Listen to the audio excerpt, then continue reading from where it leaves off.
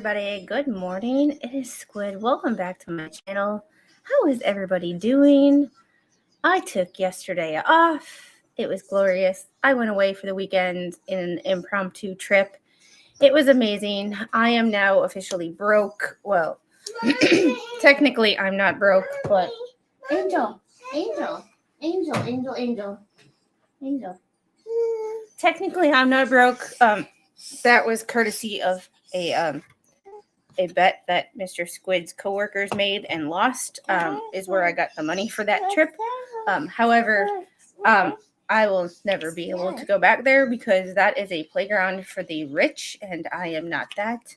I went to Chateau Elan in northern Georgia. It was fancier than my blood, but I got to see a friend that I have not seen since I was pregnant.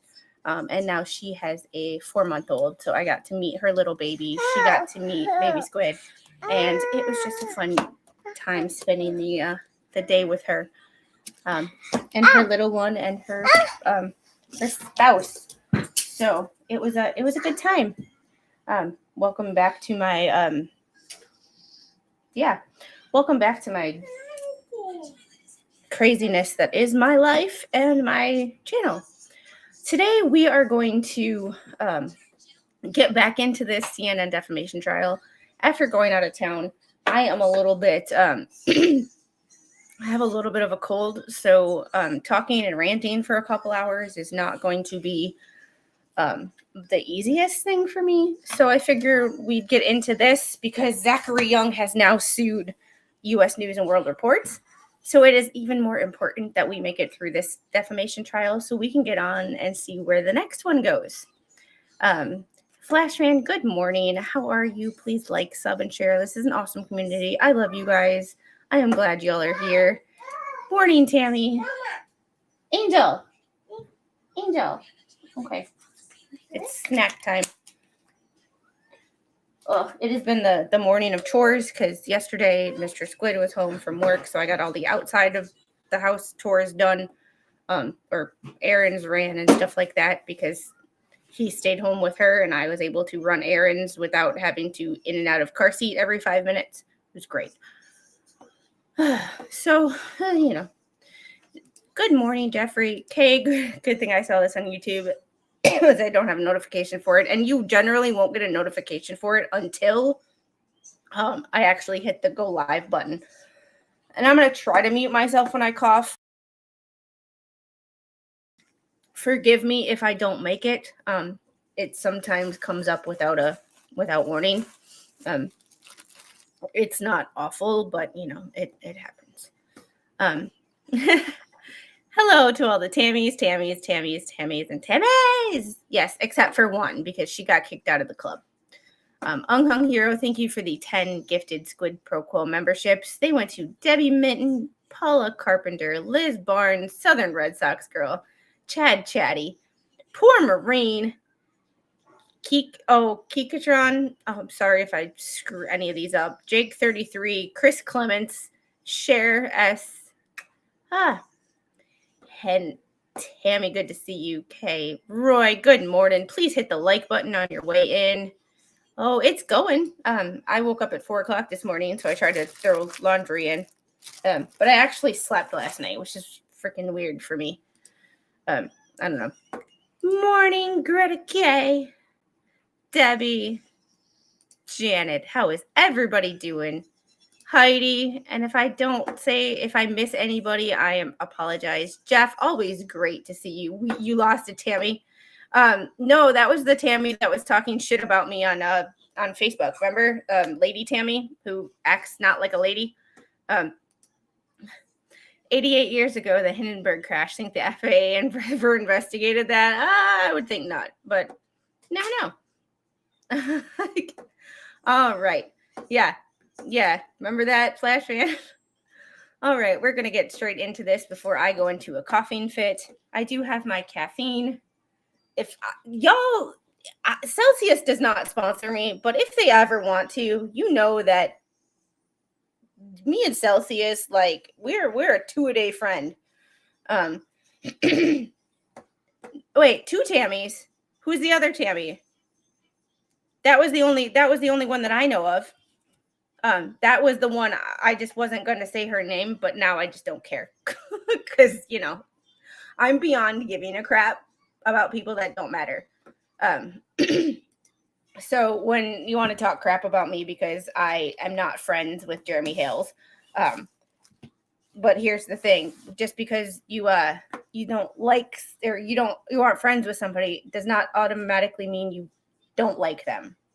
There's you know what I mean? Like there's this thing. There's these. Oh, my personal one. Oh yeah, that one. Yeah, I had a conversation with Mr. Squid about her the other day, because we returned some property of theirs, but he did it like we had it cleaned up and serviced at the shop, and then had it like delivered to their house. And she apparently texted him and said thank you. She never once asked if she could see her grandchild. She never once and I asked, I was like, are you ever going to let that person back into your life? He said, nope. And I was like, well, okay, I'm not going to press it. You did get a notification 30 minutes before. Wow, that YouTube is stepping up their game. I must not be making them angry enough. All right, so we are going to get straight into this. We left off at the start of Zachary Young's testimony. He is the first person to testify. And if you are new to this channel or you are new to this trial, CNN was sued for defamation over a 2021 story they ran on Jake Tapper's show about this guy on the very far right, Zachary Young, a Navy veteran who was helping getting people out of Afghanistan. They made him out to be a black marketeer, profiteer, charging individuals thousands and thousands of dollars to get them out of Afghanistan during the disastrous, we're not going to get into it, withdrawal. And he sued. So there's that. Morning, Captain Kern. So we are going to get into this. I am going to see about moving my. We're going to do this. We're going to cover up the law and crime. There we go. All right. We're going to get it started. And I love this judge. This is in Florida, by the way, but this is not federal court. This is state. Yeah, just come around the back of the witness stand. Turn to face the clerk and raise your right hand.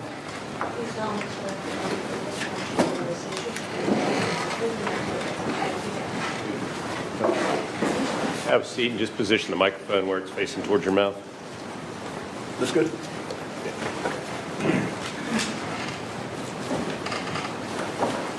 Want to move the podium back in between the.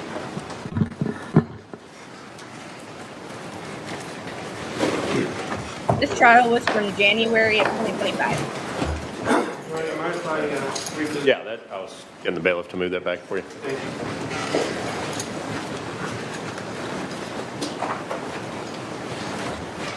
And I do apologize. I am holding towels. Mom life doesn't stop for YouTube. Oh yes, and you will see me make fun of CNN because I hate mainstream media. Whenever ready, Mr. Freeman. Good morning, Mr. Young. Good morning. Known each other a long time now. It'd be a little odd for me to call you Mr. Young. Is it all right if I say Zach? Please. Okay. I'd like to take a moment to have the jury get to know you, but before I get there, just saw Mr. Axelrod show a portion of the video segment. Did you see that? I did. Did he show the jury the entire video segment? No, he didn't. And at one point he paused the video and he says, this is the first 40 seconds of the video. Was it? No, definitely was not. And did you ever interact with the first person, the silhouetted figure from California in the video? No. Did you ever interact with the second person in the video who was blurred out from Kabul? No, I didn't. Okay. You heard Mr. Rocha's opening and you heard Mr. Axelrod's opening. Why are we here then? Kyle really nailed it. I couldn't have put it better myself. CNN claimed they did an investigation, which to me implies a deep dig into me and what I was doing in Afghanistan. They even have a label that clarifies exactly what they were trying to portray, and it says investigation. So that's what it looks like to me. I think that's what it looks like to anyone. And Kyle did a great job of describing the process of this investigation, and it had a very immediate and devastating impact on my life. Let's get the jury to understand who you are a little bit. Sure. Okay? I want to talk, just so you know where I'm going, I want to talk a bit about your family, okay? I know your mother's important to you. Is your mother important to you? My mom's very important to me. Tell me a little bit about your mom. We talk daily. She lives in Colorado Springs. She's 75. She really wanted to be here today, but she has a disability that makes it impossible for her to travel.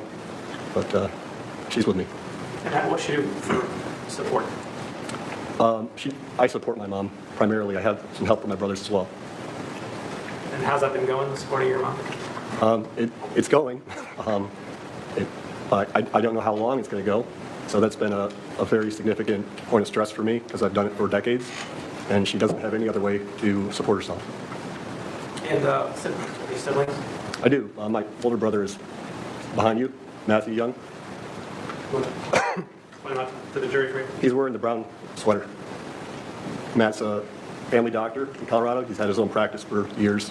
Before that, he was in the Air Force for about 10 years, where he worked all over the world, including Afghanistan. And do you have any other siblings? I do. So I have two other brothers. Gabe is the next one down. He's the veterinarian here in Florida. And then the youngest is Caleb, and he's in Colorado Springs. How's your relationship with Caleb? Caleb's great. He's the youngest, so we all, try to give him guidance, and he's very confused about all of this and how I got here. He's never known a whole lot about my life, my work, because I couldn't tell him much. But it was pretty surprising for all of them to hear about CNN's piece on me. And, your relationship with your brother's always perfect? Oh no, I mean, what families' relationships, with siblings are always perfect. It's been rocky at times, but we've had I think a typical family dynamic. What about your father? Father, I don't really have a relationship with him. It was a messy divorce, and we just haven't been in contact in quite a few years. And, are you married, Zach? I am. What is your wife's name? My wife, her name is Irina. I met her about 10 years ago in Austria. She was born in Kazakhstan and immigrated to the U.S. when she was very young. She wanted to be here today, but her mom is sick and unable to care for herself, so Irina has to take care of her mom. Are we going to get a chance to see her? We're hoping. We're trying to put together plans for someone to step in so she can come out next week. And can I, Corey, can you put just for Mr. Young, court and counsel, Plaintiff's Exhibit 307.16?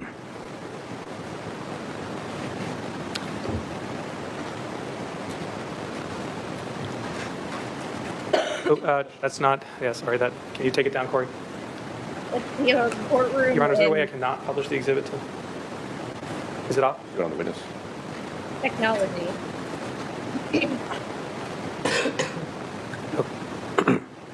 I don't think it's by, can you see something on the screen? No. There's nothing on by the witness.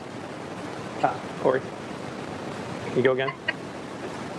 Oh, Not we're exactly. broadcasting it there, but it's not on the screen. We have it now. What do you have it to? Yeah, it's on counsel table, but it's not by the witness.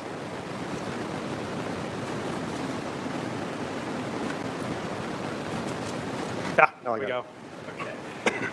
Who are we looking at, Zach? That's my wife, Irina. Your Honor, plaintiffs would offer plaintiffs at 307.16 to evidence. And Your Honor, for the reasons we discussed yesterday, we would object.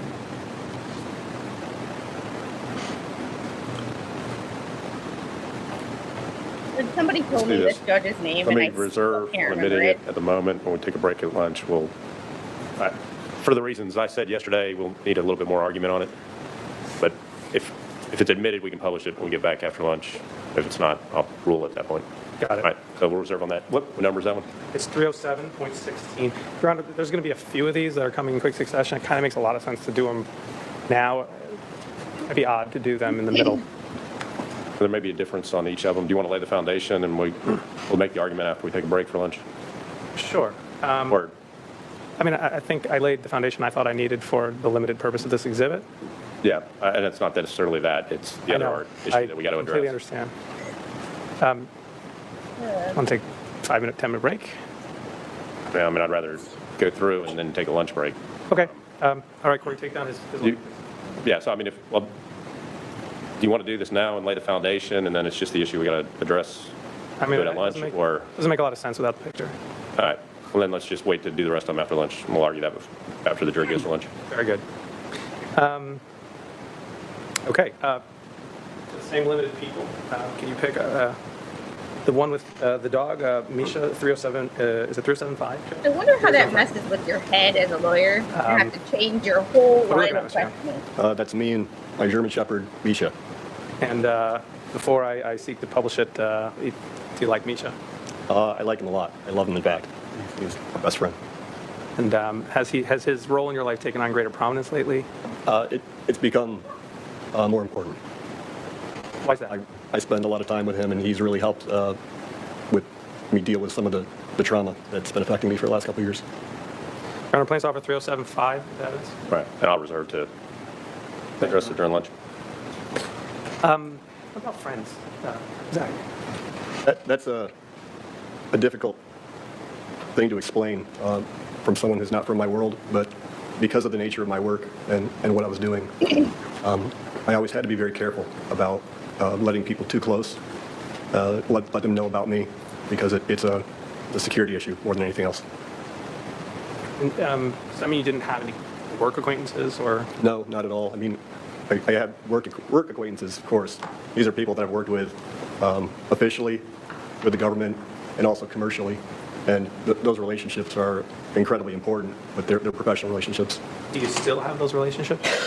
No, I wouldn't say that. I mean, I've had some contact, but, you know, it's hard to explain from someone who's outside my world how devastating it is when somebody puts your face on CNN all over the world with the label. It's not a banner, it's a label telling the viewer what they're seeing, and it says black market. And we can argue about what that means, Thank but you. common sense to me, you know, I didn't even think it was disputable that it means illegal activities. You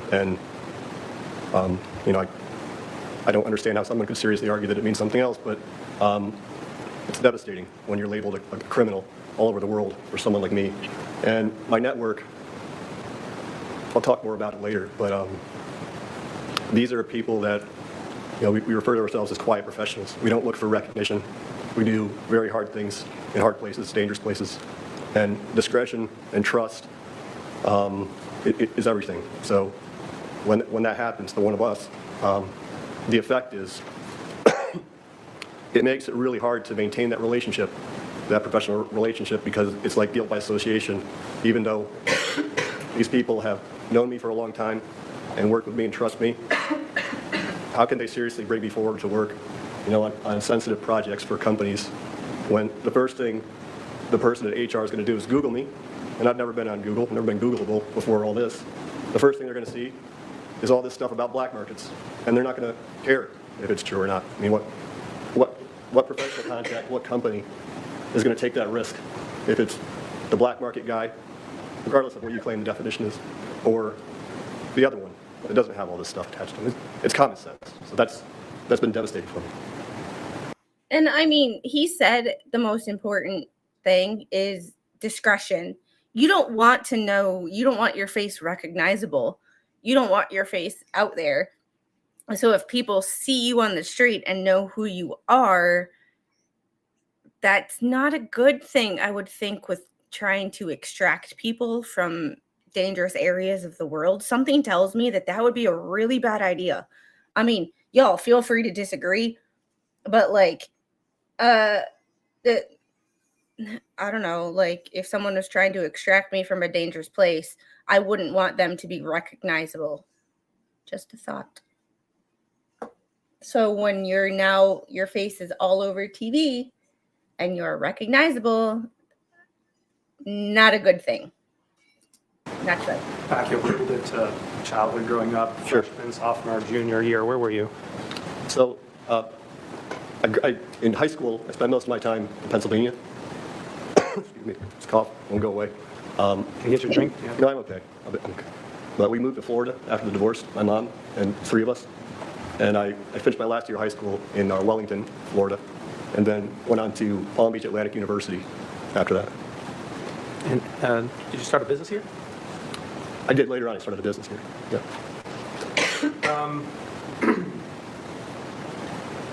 Corey, can you put up 307.19 just for? Hey. What are we looking at here, Mr. These are pictures of me. There's four of them, and in 3 out of 4, I'm wearing a Navy uniform. One's real, and 2 are just children's uniforms. What is your approximate ages in the photos?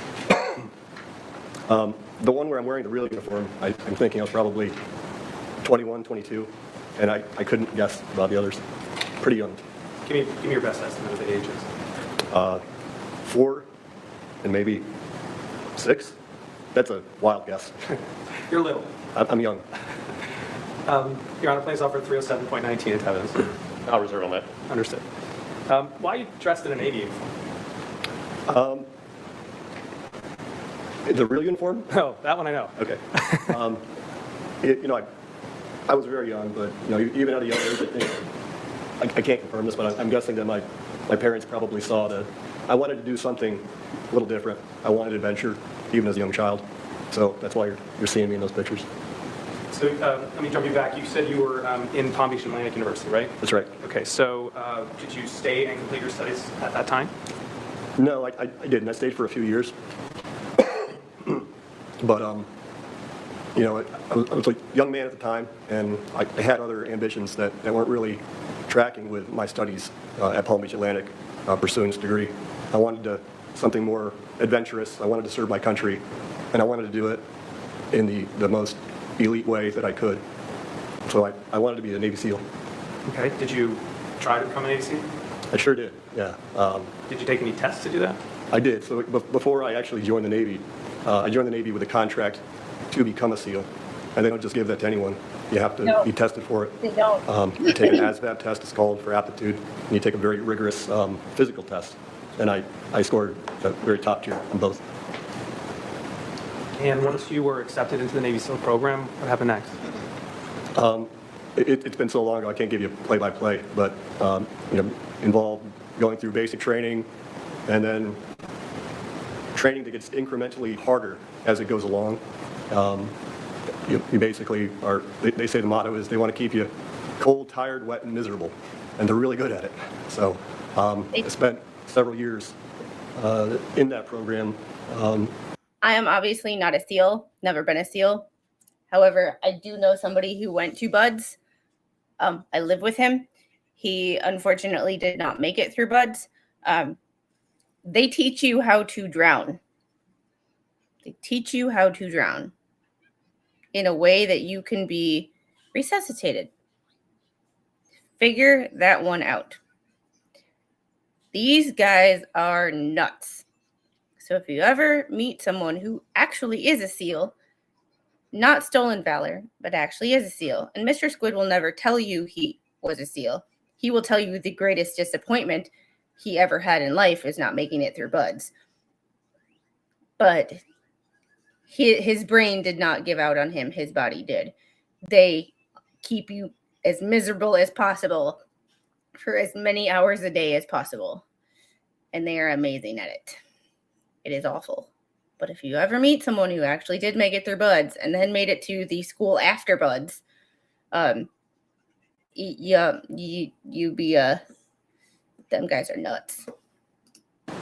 Testing myself, they were testing me. The whole idea behind a program like that is even the people that have the capabilities to do it, the physical, mental, emotional capabilities, you just don't know how they're going to really perform under pressure when things are at their worst, when they haven't slept in a week. So it's pretty intense. But We heard earlier about an injury. Before that injury occurred, how were you doing in the program? I was excelling. I was at the top of my class. I had no issues at all. I can't say that I enjoyed it, but looking back, it was one of the more formidable periods of my young adult professional development. And tell me a little bit about the injury. What happened? So we were doing a dangerous night exercise. It involved landing a small boat on a very jagged rocks during high seas, and I was in a very bad place at the wrong time, and I was crushed under the boat. And as a result of the injury, were you discharged? No, not immediately. It was severe damage to discs in my back, and they were hoping that this is something that will get better over time, and something that would allow me to rehabilitate myself and continue where I left off. And they gave me some time to do that. What did you do while they were giving you that time? I spent, I think it was about a year in Iceland, which is an incredible place. It's not a place that I would have ever picked to go. I would have not been able to find it on a map, but it was an incredible place. I spent about a year there. I was doing just basic law enforcement and security for the Navy. Okay. And then they brought me I back will be to right SEAL back. training I have to get the for little ice. more rehabilitation and try to get work back up in the program. And what was the eventual determination? Unfortunately, I gonna wasn't leave able this right to, here. even with that lengthy break, fully rehabilitate to the degree that I needed to. So I was mentally discharged with a service disability. You said medically discharged? Yes, Was it an honorable discharge? it was. Corey, can you put Plaintiff's Exhibit 42 up for the witness and counsel? What are we looking at? Zach? That's my discharge form from the Navy. Okay. Your Honor, plaintiff's offer Exhibits 42 into evidence. No objection. 42 will be admitted. Can we publish to the jury, Your Honor?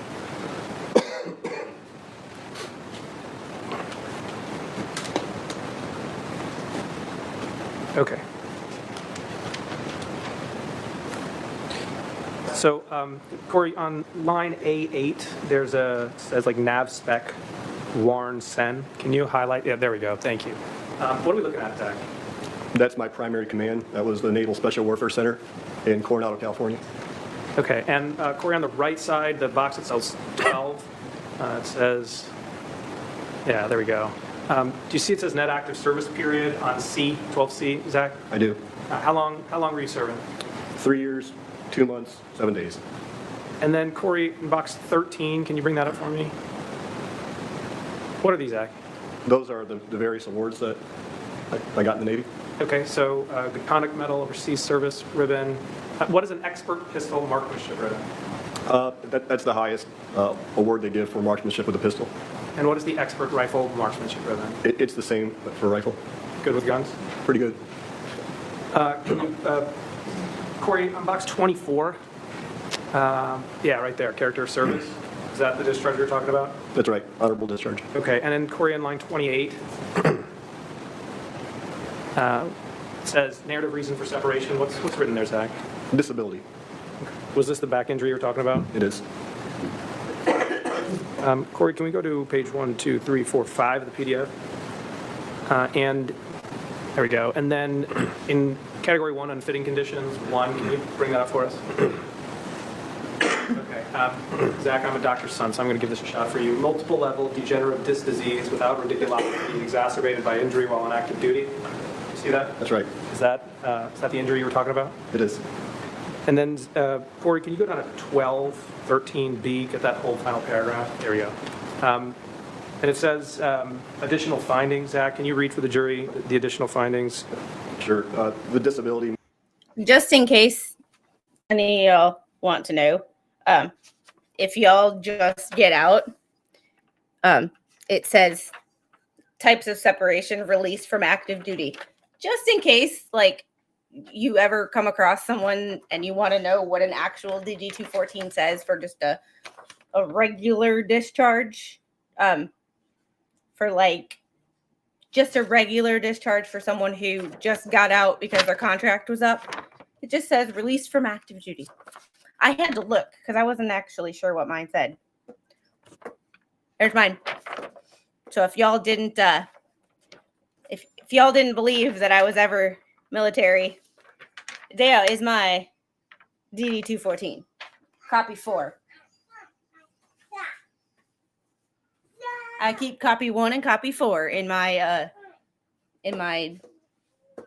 I was going to say nightstand, but that's a filing cabinet, not a nightstand. Brain fog. It may be permanent. 13A. The disability was the direct result of a combat-related injury as defined by Title 26 U.S. Code, Section 104B3. And then the final one, the board finds further that, can you keep going, Zach? Sure. The board finds further that the disability was incurred in the line of duty under conditions simulating war. And then Corey, that last page for me. And can you highlight the doctor's writing? And that's, yeah, right there, that second line. I'm going to do this one for you also, Zach. Hell Week had both dropped on his head. Is that right? That's right. All right, Corey, can you take that down for us? Wait. Come on. Down for us. Both dropped on his head. It says January during Bud's training Hell Week, which is where Mr. Squid dropped. Boat dropped on his head because you're holding your boats like this. They hold the boats like this. And if you don't hold the boats like this, yeah. Lower back pain since non-radiating treatment plan, physical therapy, back school, TENS unit, NSAIDs, which is ibuprofen. Everybody and everybody and their uncle who was ever in the military knows the ibuprofen. They actually gave him a medication. I just don't know what they gave him. No running, high impact activity, no lifting, carrying over 20 pounds, no prolonged sitting, standing over 30 minutes, no repetitive sitting, standing, climbing, no PRT. Is that right? That's right. Sorry, my Navy, or Corey, can my, you take that down for us? my medical brain decided to do what that said. After you were discharged from the Navy, Zach, did you complete your studies? I did. And what did you end up majoring in? History. Got a history degree. And so you got a bachelor's from Palm Beach Atlantic. That's correct. Did you end your education there? No, I didn't. What school did you go to next? Florida State University. Seminole. I am. And did you complete your studies there? I did. I got a master's degree in international affairs with a focus in Arabic language. And is that all you did during that time period? No, I was also doing some contract work because of the training that I had in the Navy that was related to special warfare. I was a great candidate for private military consulting. Kyle mentioned the company Blackwater. It used to be pretty well known. The name's changed over the years, but they were really the first of its kind. And I started doing work for Blackwater. How were you able to work for Blackwater given your injuries? I'm sorry, can you repeat that? Yeah, sorry. How were you able to work for Blackwater given the injuries that you sustained? Well, I'd had more time. This is a couple of years. I went back to Palm Beach Atlantic, and I never stopped rehabilitating myself and continued working through my injuries, keeping my body strong. And I did make a lot of improvements to the point where I could pass the assessment for Blackwater, which was rigorous, and go through their training program. They have their own training involving lots of shooting, driving, tactical driving, off-road driving, combat first aid, land navigation, signaling, lots of different skills that you need to help them. And why did you want to serve in Blackwater? Well, I wanted to keep serving my country even though I wasn't in the Navy. And Blackwater at the time had a very vital role protecting U.S. personnel, primarily State Department and other government agencies that had people in places like Afghanistan and even some places where we weren't supposed to have government people, like Pakistan. And was your life at risk in these situations? Yeah, it was, yes. Where were you deployed? I did several tours in Afghanistan and also Pakistan. I've heard folks sometimes describe this as mercenary. Are you a mercenary, Zach? No, I'm not a mercenary, and I don't like the term. Why not? Because a mercenary is a hired gun. A mercenary is somebody who will work for anyone for money, and that's not what I was doing, and that's not what I am today. What were I you take doing? offense at the term. What were you doing, Zach? I was serving my country in a commercial capacity, doing a very important job that the government wasn't able to do. Would you take any job, Zach? No, I wouldn't take any job. What were the job? What was the where did you draw the line? What kind of job would you take? My core beliefs are that the world's a big place, and the U.S. government and military has limited capacity to do all the things that we need to do. So there's a very, very strong dependence on military contractors to augment those things that the U.S. can't do. These are things that are in the interest of U.S. national security. That's always been very important to me. And, at this time, I had a bigger vision of, the real importance it is that we take care of our allies, countries that we are partners with, and help them do things that they can't do. So, excuse me, said you spent time in Afghanistan. Did you have an opportunity to learn about Afghanistan? I did. What did you learn about? Learned about the geography, the culture, traditions, tribal traditions, ethnic traditions, on a pretty deep level. The jury's already heard this case is going to involve evacuations from Afghanistan. Did that knowledge help you later? Absolutely. So, what was next for you professionally, Zach?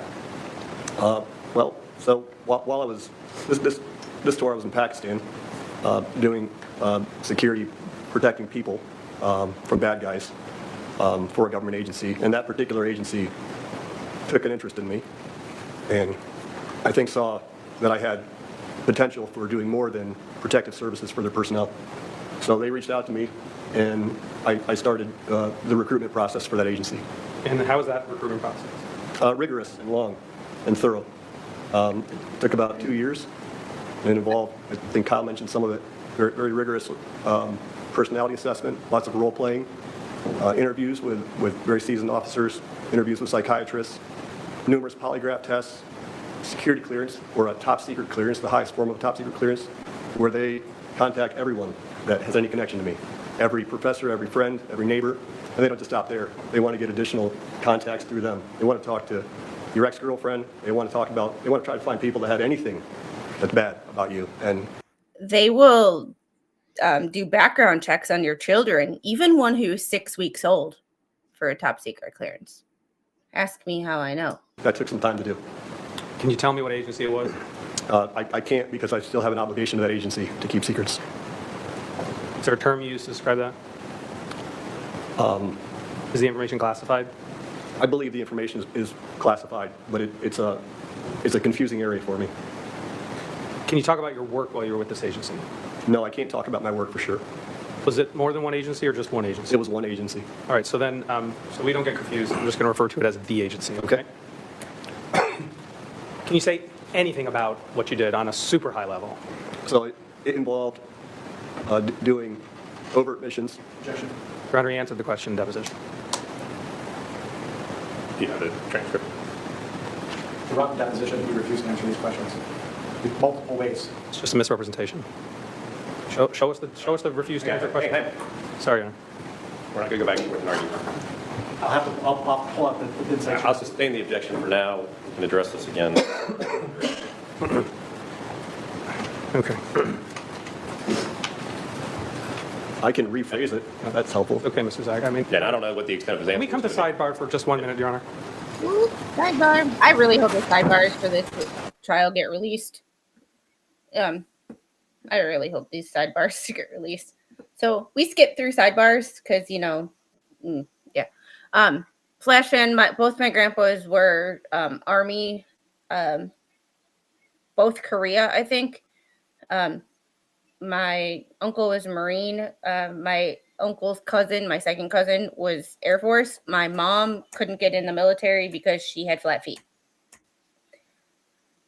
So I read something interesting, and I'm just going to kind of read it for y'all. And it's kind of controversial, but it's kind of not. So Trey Gowdy, it's a screenshot I took, but Trey Gowdy said a few things about the military in response to a stupid question from a CNN reporter about the ban of transgenders.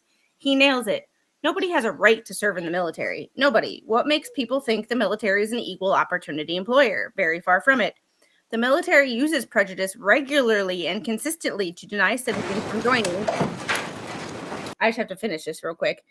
To being too old, too young, too fat, too skinny, too tall, too short. Citizens are denied for having flat feet, missing or having additional fingers. Poor eyesight will disqualify you, as well as bad teeth.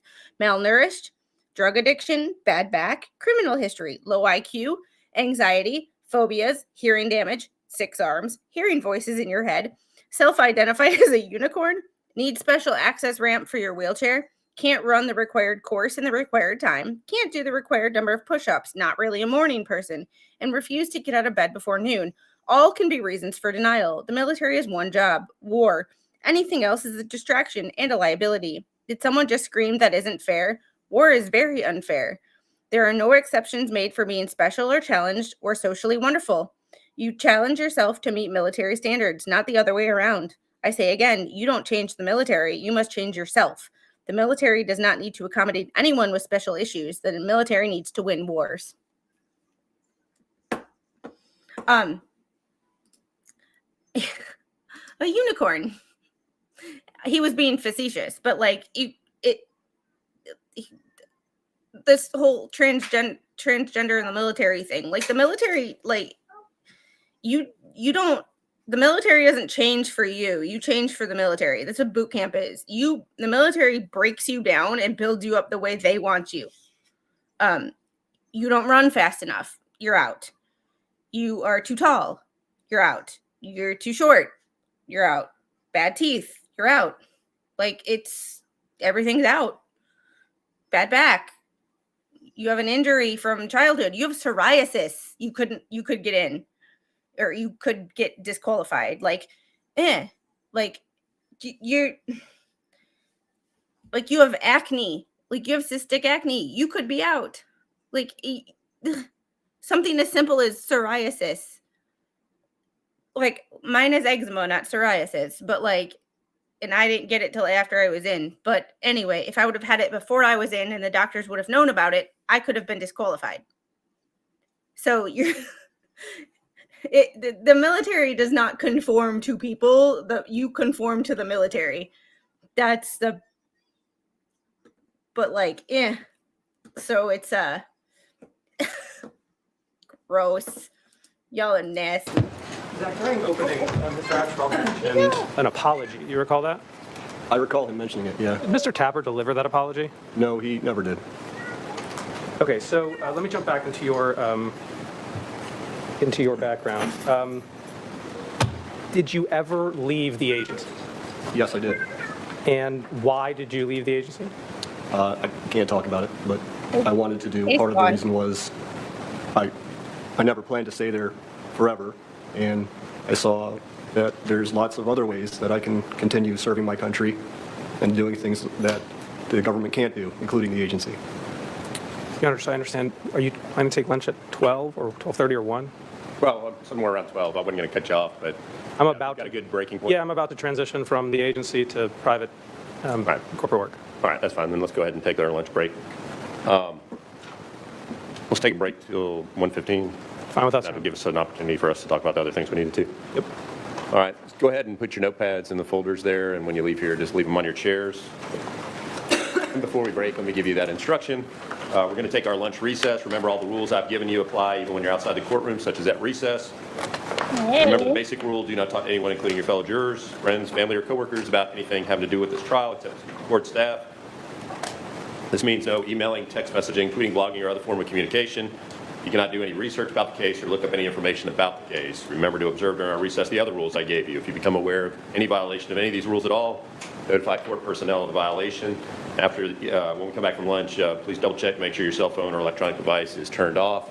We'll have you reassemble in that jury lounge outside of here at 1:15. Any questions or anything? All right, then we'll see you back here at 1:15. Okay, this one, my best friend in tech school was discharged due to having flat feet. I didn't understand that at the time. The only thing I can think of with that is because generally people with flat feet have pain in regular shoes. The Navy didn't like to provide you with insoles. So if you were in pain, you were uncomfortable. You could be in pain and you're out in a combat zone in pain. They can't just, like, you're a liability at that point. If you're in pain for something as trivial as flat feet. Even though it seems trivial and that freaking insoles could fix your problem, it's still a liability. So It's me. How are you? Not sure what this concerns, but CNN is guilty. TLDR, a Navy veteran who owns a company who works in international affairs, we'll just say. CNN ran a story saying that he was a black marketeer, or implying that he was a black marketeer and charging people thousands and thousands of dollars to extract them from Afghanistan in 2021. Well, he sued them, and it actually went to trial.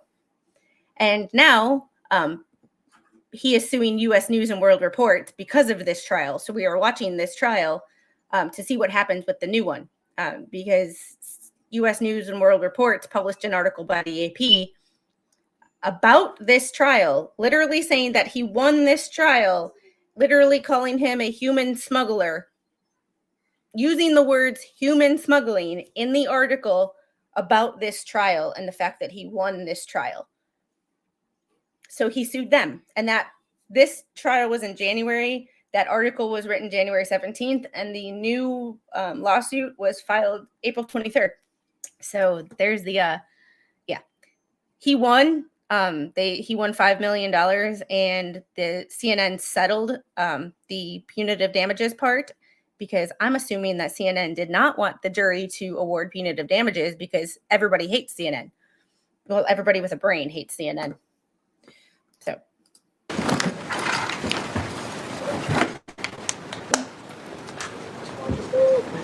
There's wires on the floor.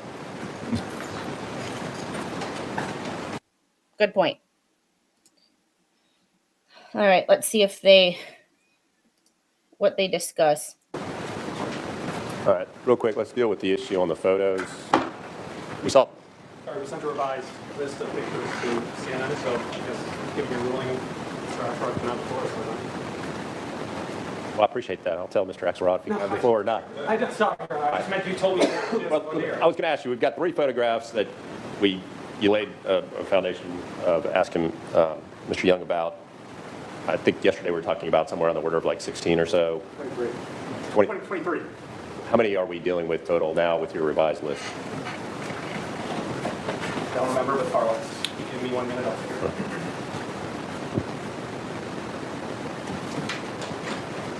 Corey, do you have the exhibit, revised exhibit? Is it all right if Corey just puts it on the screen for you? Well, I'm just wondering how many more of these are we going to have to go through? And I guess all of these are being... He basically means, how many more times is CNN going to put up a fight over an effing picture? But here's the thing. How many times does CNN do this? How many times does CNN do this to people? And not just CNN, but every other mainstream media outlet, including print media, that people can't sue. People don't have the means or the opportunity to sue. But he does. So this is why it's important. And this is the defamation trial, where it's like, where are all my what the hell's people? Because this is the defamation trial that actually matters. Not to say, and I'm a proponent of, if you feel like you've been defamed and you have the opportunity to sue, by all means, you do you, boo-boo. That's your right. But this trial has implications on mainstream media. And whenever we want to see mainstream media punished, whenever mainstream media gets punished, this mama is happy. So, yes, you are. You are. But, yeah, better question is, the question should be, when does CNN not do this? Yeah, it's one of those, published it almost as CNN, as if jury got it wrong while making same claims as CNN. Their claims were actually worse than CNN's. And that's sad. But it's media outlets do this all the time. And yes, the other case is important too. But I'm not saying that that's not. It's just this one has implications for all of us. All of us. Whereas that one's supposed to be, according to the judge, a simple neighbor dispute. Yes, she means the other 400 plus people that are only here for the drama. Oh, and this is drama too, just not drama that we care. And I was watching hi, Angel. So we have these ice packs. Sorry, she's constantly interrupting me, but we have these ice packs that are shaped like fruit.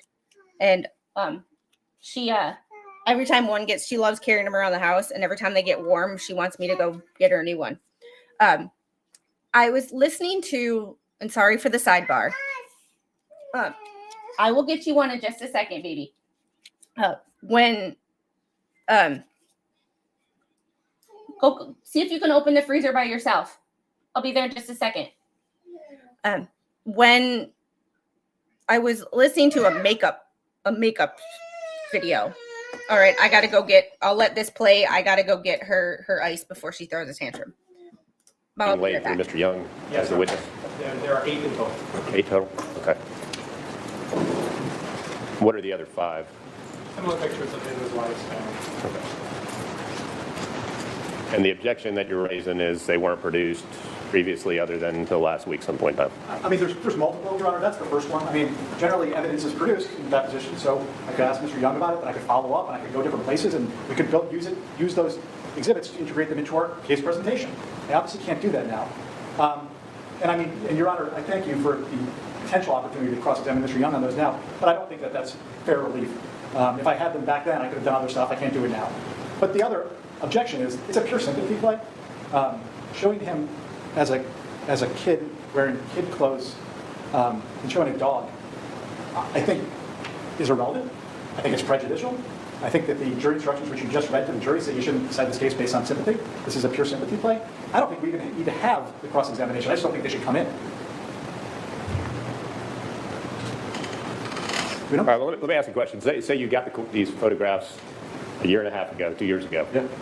And you ask him about it. He says, yeah, that's my wife, that's my dog, that's me as a kid. And I always wanted to be in the Navy because I dressed up as a Navy guy when I went out trick-or-treating when I was 5 years old or whatever.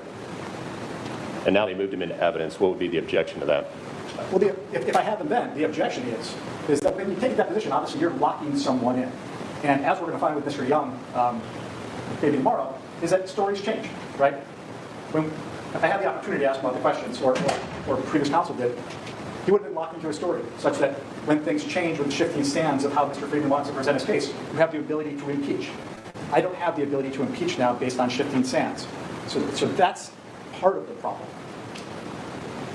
The other problem is, I suspect that Mr. Young's going to talk about his debilitating relationships based on what's happened with the CNN publications, and then use the pictures as kind of an emotional backstop to those arguments. Based on those arguments, based on that testimony, if he had made those in the deposition, we would have had the opportunity to see if there was evidence that we needed to go get. If he told us in the deposition, oh, this is my mom, now my relationship with my mother is fractured, well, maybe we would have gone and taken her deposition. I don't know. I'm speculating here because the evidence was not turned over in a timely manner. So I don't know what we would have done. But you have a credibility issue, and you've got a discovery issue. All right. Anything else you want to say on that, Friedman? Yeah, Your Honor, you saw what we do with pictures. We were going to show it to the jury and move on. This parade of horribles is simply not happening. The court said yesterday, this is standard. There's no discovery request that calls for pictures you intend to show in trial.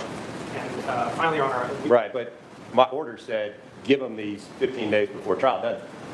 the order does say to exchange exhibits, Your Honor. We did list on the exhibit list pictures of Mr. Young. I understand we did not give them, but Your Honor, that was bilateral. The way the parties did it was we just didn't exchange. Now, maybe we both violated the order, and it was inadvertent, I promise. We didn't intend to violate it, but it wasn't like we were holding these back. And Judge, I'd add one more thing. When we left here yesterday, I don't have a transcript in front of me, but I was under the distinct impression that you were going to allow Mr. Axelrod to voir dire Mr. Young on him and then let me put him up. If you I said I'd allow him to voir dire him. I didn't say I was going to admit him after he voir dires him. Well, assuming I laid it's agreed, but maybe I misunderstood, Judge. I will tell you how I understood it. I walked out of here yesterday thinking, maybe, and you could understand it from the thing I said a minute ago, which is that he had the floor. I would never presume to take over. My understanding was that the process was going to be Mr. Axelrod had an opportunity to talk to him about it, and then as long as I laid the foundation, you would let them in if I did it right. Maybe I misunderstood you, but that's how I walked out of here. If I knew that it was still not, if that was not the case, I wouldn't even try to show him until you had ruled on the issue. But I did ask if we could do it first, and you said no, lay the foundation this way, and it just, be pretty prejudicial now that we've kind of teased the pictures to not be able to show them. So, if you're inclined not to allow any more of them, then I would ask at least the ones we've already talked about, show them. I won't say anything more beyond, was this a picture we looked at? Was this a picture we looked at? Was this a picture we looked at? And that's it. All right. Well, first off, the argument of we've teased him and now we got to show him to him. Let's deal with that issue first. What did I say? I mean, even getting to what your interpretation of my thing was that he was going to have the opportunity to voir dire him on him. You threw him up there before he ever had the opportunity to voir dire. So to say that I'm keeping him out and teasing him and that's creating an issue here, I'm offended by that argument because you chose to throw him up before Mr. Axelrod had an opportunity to voir dire. Secondly, I suggested that as a way, if the issue is prejudice, to allow him to mitigate any prejudice by at least getting some information about those because they weren't produced previously, weren't produced timely, weren't produced in accordance with my court order in this case. So, okay, here's a really prime example of we are all on Zachary Young's side. And I'm sure the judge is like, oh, that looks pretty defamatory and that's pretty shitty of CNN. However, do you see that he's still being fair and saying that wasn't what I ordered, even though I like y'all and I'm probably on your side if I had to choose a side. I'm still being fair and I'm on CNN's side in this particular issue. And that's not like, you're not going to win every argument. And that's not CNN going, oh, we're going to win the trial because we won one argument. And that's not Zachary Young's side going, oh, we're going to lose because we lost one argument or the judge isn't happy with us. Like, it's that whole, like, it's the whole what the hell's, like, yes, unbiased, but like, yes, Judge Bev, take notes. But he admonishes Zach's lawyer in this case because he's like, that's not what I said. How you interpreted it is whatever, but like, even if you interpreted it that way, you still didn't give them the chance to voir dire. What do you want me to do? Like, I'm still not happy with the fact that that's what you thought and that's what you did. That's not to say that he doesn't like the lawyer. That's not to say he doesn't think the client has a point, and that's not to say he's going to rule against them in the future. He's being fair and unbiased, and that's his job. Everybody take note. You're not going to like a judge 100% of the time. If you like a judge 100% of the time and 100% of his decisions, he is not being fair. He's not being unbiased. It's just, yeah. Just because you think that's what I meant doesn't mean that's what I meant. You should have verified before putting the images up. Yes, that's a good point. Like, just because that's what I said doesn't mean that's what I meant. Like, just because that's what I said doesn't mean that's how I said it. Yeah. Unfortunately, the law doesn't necessarily say, well, a court order says one thing, you got to stick to it because there's some other law dealing with prejudice issues. Anything else, Mr. Freeman? Anyone? Just that I apologize, Your Honor. I didn't mean to offend. Anything else, Mr. Axelrod? No, Your Honor. All right. When we get back from lunch, I'll make a ruling about how we're going to handle the photographs, whether we're going to voir dire. What are the other photographs that we have beyond these 3 that we showed? It's 1 or 2 with his wife and 1 with his mother. That's 3 more. That gets us to 6. What are the other 2? And this is what I haven't figured out. And this is about the point where we stopped earlier, when life took over and the whole like mortgage thing, and everything like that. I don't understand how showing a picture of a person with his mother is going to influence the jury. CNN, to me, this is a stupid argument, and this is just like, this argument to me is just CNN being moody and whiny. Like it. Oh yes, I agree. I agree. Yes, Tammy, I was specifically referring to people that have problems with Judge Bolitho. But yet this is another Florida judge. So Judge DeThomas's is honestly the only Florida judge that I have personally seen on camera that has acted like that. Kranick didn't act like that, and Sarah Boone. The other judge that's covering the Anthony Shea trial doesn't seem to be like that, at least in his orders. No federal judge that I've seen out of Florida has acted like that. Judge Davis doesn't act like that. Like it just doesn't. No other judge the judge in the Colin Griffith trial didn't act like that. DeThomas is literally the only judge in Florida that I've seen act like that, and it's freaking ridiculous. So yeah, because this was back in January, so we started watching it when it was still live. We started watching day 1 when it was like day 6 or something like that. So we were hoping to catch it up, and we just never made it. I say let the jury see it all and let them decide and interpret it. Yeah, and that's my other point with how this judges work. It's not what we see, it's what the jury sees. And the judge is in charge of what the jury sees. Hey, there's Angel. How are you?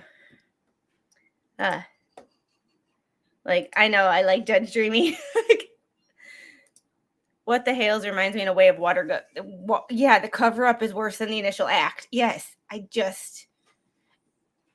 what the Hales case is going to end up being a precedent. Bad as the defendant's lawyer is, it'll precedent for someone stalking and defaming someone actively, constantly adding more. Yeah. Last I checked, there was nothing there. But that was like a week and a half ago.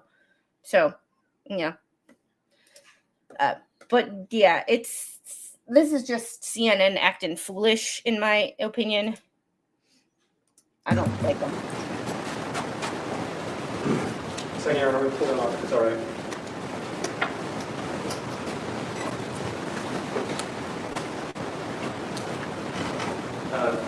One with his wife, 2 with his wife, 3 with his wife, 1 with Mr. Young in Moscow, and 1 of his mom. Okay. All right. We'll rule out when we come back from lunch. Anything else, Mr. Freeman, before we break? We can deal with it when we come back from lunch, but Your Honor, we filed a motion for sanctions this morning, really early in the morning, and it relates to documents and questions we'd like to pose to Mr. Young. So, I'm sure the court, I just forgot about the voir dire thing, and then I just saw the pictures in my outline. I didn't know what to do at that point, and I apologize for that, but I'm trying to avoid that again.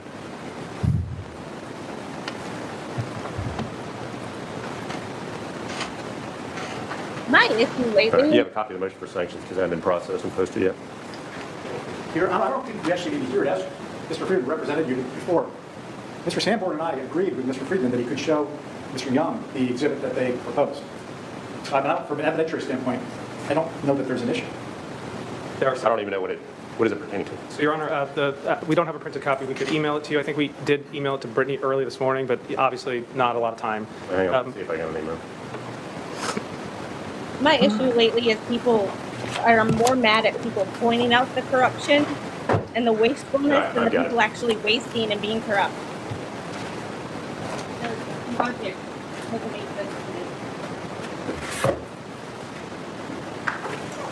Just dealing with the teaser before going to commercial. Your Honor, it deals with 3 videos. One of them is a teaser before going. All 3 might be, but there are 3 separate videos, 2 from Jake Tapper, 1 from Mr. Acosta, none of which were produced by CNN in Discovery. And when we requested them, CNN told us to jump in a lake because Discovery had been closed. And one of them we didn't even figure out until yesterday when Fox News ran a story that quoted from a segment. CNN never produced it to us. It took our associates a few hours to locate it, and we found it. These are highly, highly evident. I mean, these are clips where Jake Tapper says, preying on Afghans, desperate, people making them pay big money to pay up. And I can't do his inflections, Judge, but if you watch the videos, he doesn't just say praying, he goes preying on Afghans. And, we asked for 2 forms of relief. One is to get them admitted, which is resolved. I think, we'd want, first of all 3. Are all 3 stipulated into evidence? I don't know. I know they for 1 this morning they talked about. And the second form of relief is to advise the jury that they failed to comply with the discovery obligations to turn over these videos. And later in the deposition, I intended to ask Mr. Young whether CNN turned these videos over to him. And I don't want to do that without first ensuring you had an opportunity to say whether that's all right. All right, so as for the 3 videos, is there an issue about them being exhibits in the trial? There are not. But I dispute everything else Mr. Friedman said. All right, so the first part of your relief you're asking for is permitted to add the withheld videos. They weren't withheld. That's agreed to. All right, the second part of his relief is to inform the jury that CNN failed to produce the videos. Or, in the alternative, to allow him to question CNN employees on the failure to produce them. No way, Your Honor. So let's talk about the first teaser and the Max Foster those transcripts were produced, and you can see the teasers in the transcripts.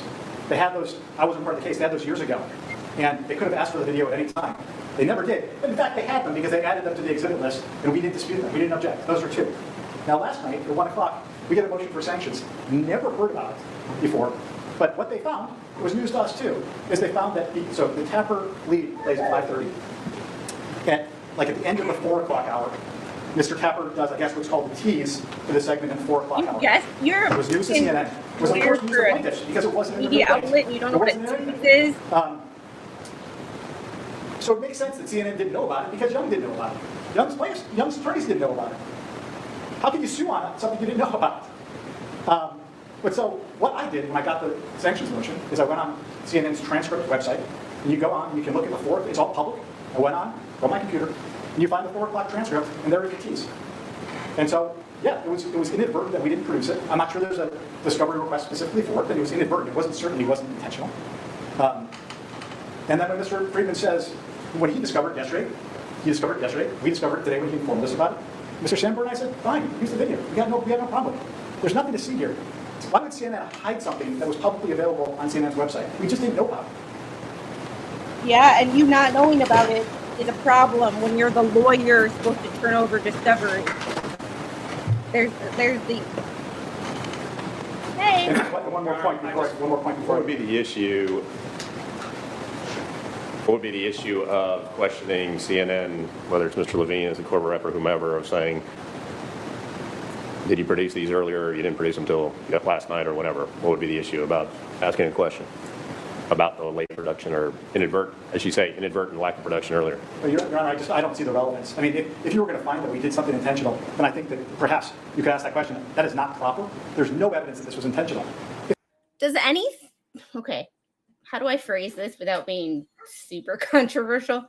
Does anybody think CNN does anything without intention? Does anything that CNN does is calculated, in my opinion?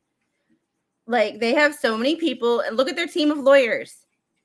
Like, and that's just the people at the counsel's table. That's not clerks and paralegals. What does anything CNN is anything that CNN does by accident? Or is everything they do calculated and intentional? Every word written is intentional. Your journalists, every word written is intentional. Your lawyers, every word written is intentional. You don't write a word by accident. And that's the thing when you read motions, every single word is put in there intentionally.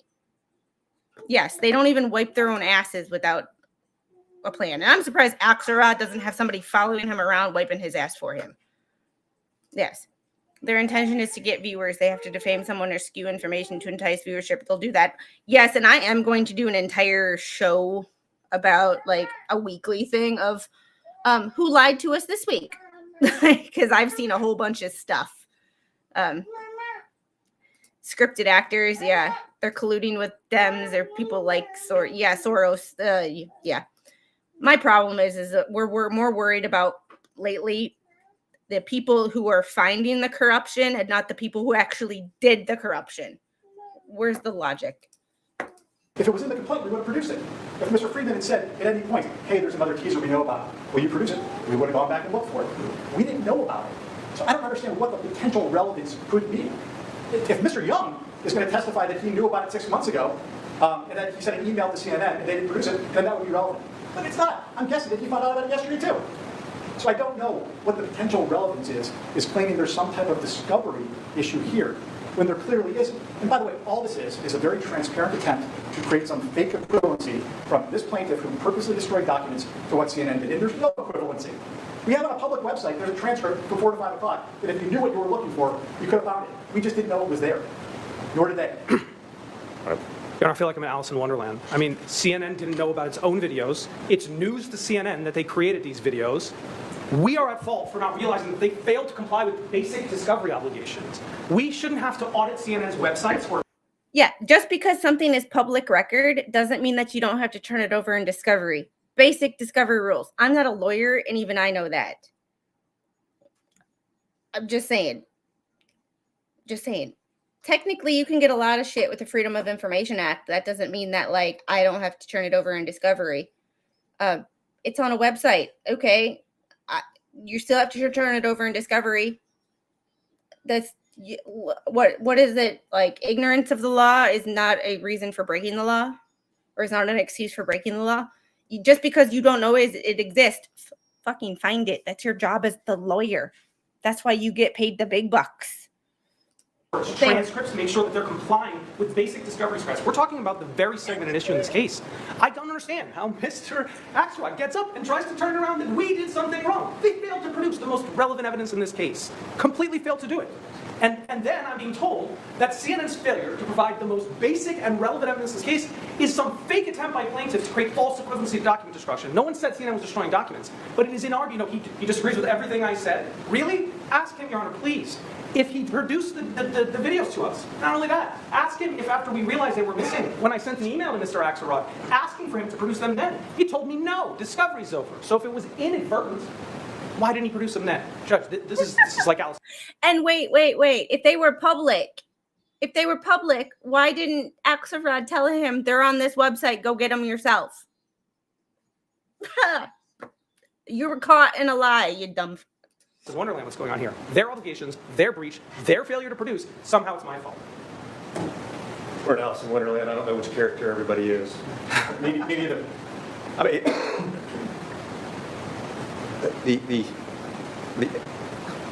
I do enjoy the fact the outrage on both sides. I mean, they have a discovery obligation. You've got a court order obligation, and people are violating it back and forth. Here's what we're going to do. We've resolved the issue. You want to use these. You have the ability to use them. If you want to ask questions of Mr. Young about whether he'd seen these or until he got them yesterday or whatever, I'll allow that. In terms of cross-examination of any CNN witnesses of why you didn't produce it or whatever, I won't allow that. And I'm not going to give an instruction that this was not, that CNN didn't comply. I don't think those questions, I mean, to the extent that you're asking questions to Mr. Young and he can comment about it and he just saw it, I think that may be relevant for the purposes of, I don't know what his responses are going to be and I don't know exactly the area you're going to go, but I'll allow some questioning about that. In terms of relevancy of trying to throw in front of the jury about whether there was a discovery violation or not, I don't know that that's relevant to the issues in the trial in this case. Your Honor, we cited a rule of civil procedure which permits you to do that. So in terms of relevance, it's relevant if you find that there was a sanction. If you're not sanctioning, then that's obviously true. That's my ruling. All right. And another point, too, is if we've got objections, I will look at whomever is objecting. I'm asked a brief explanation of your basis. The other side is not going to jump in, not going to respond, not going to say anything unless I ask the questioning party to respond. It's going to be something that we've got a elongated explanation needs to be given by either side. We'll do it at sidebar, but otherwise we're not going to be jumping up and having an arguing display A in front of the jury or B on the record in this case when the questions are done. So let's keep that to a minimum. Well, forget minimum. Let's keep that to a non-existent display in front of the jury. And then I forgot when we were going back from the sidebar there, everybody wait and make sure the court reporter's seated and ready to roll before we start with whether it's a question or whatever it is that we need to do. Okay. Anything else right now, Mr. Friedman? No, Your Honor. Mr. Axelrod? We'll grab lunch, thank you. Yeah, all right. We'll be back here so we can get them in right after 1:15.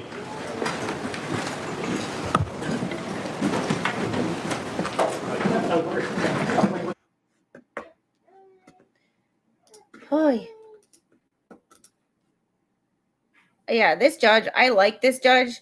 CNN's whiny. Like, they didn't give us the pictures until last night, but they didn't turn over videos. And when I asked him about them, they said discovery was over.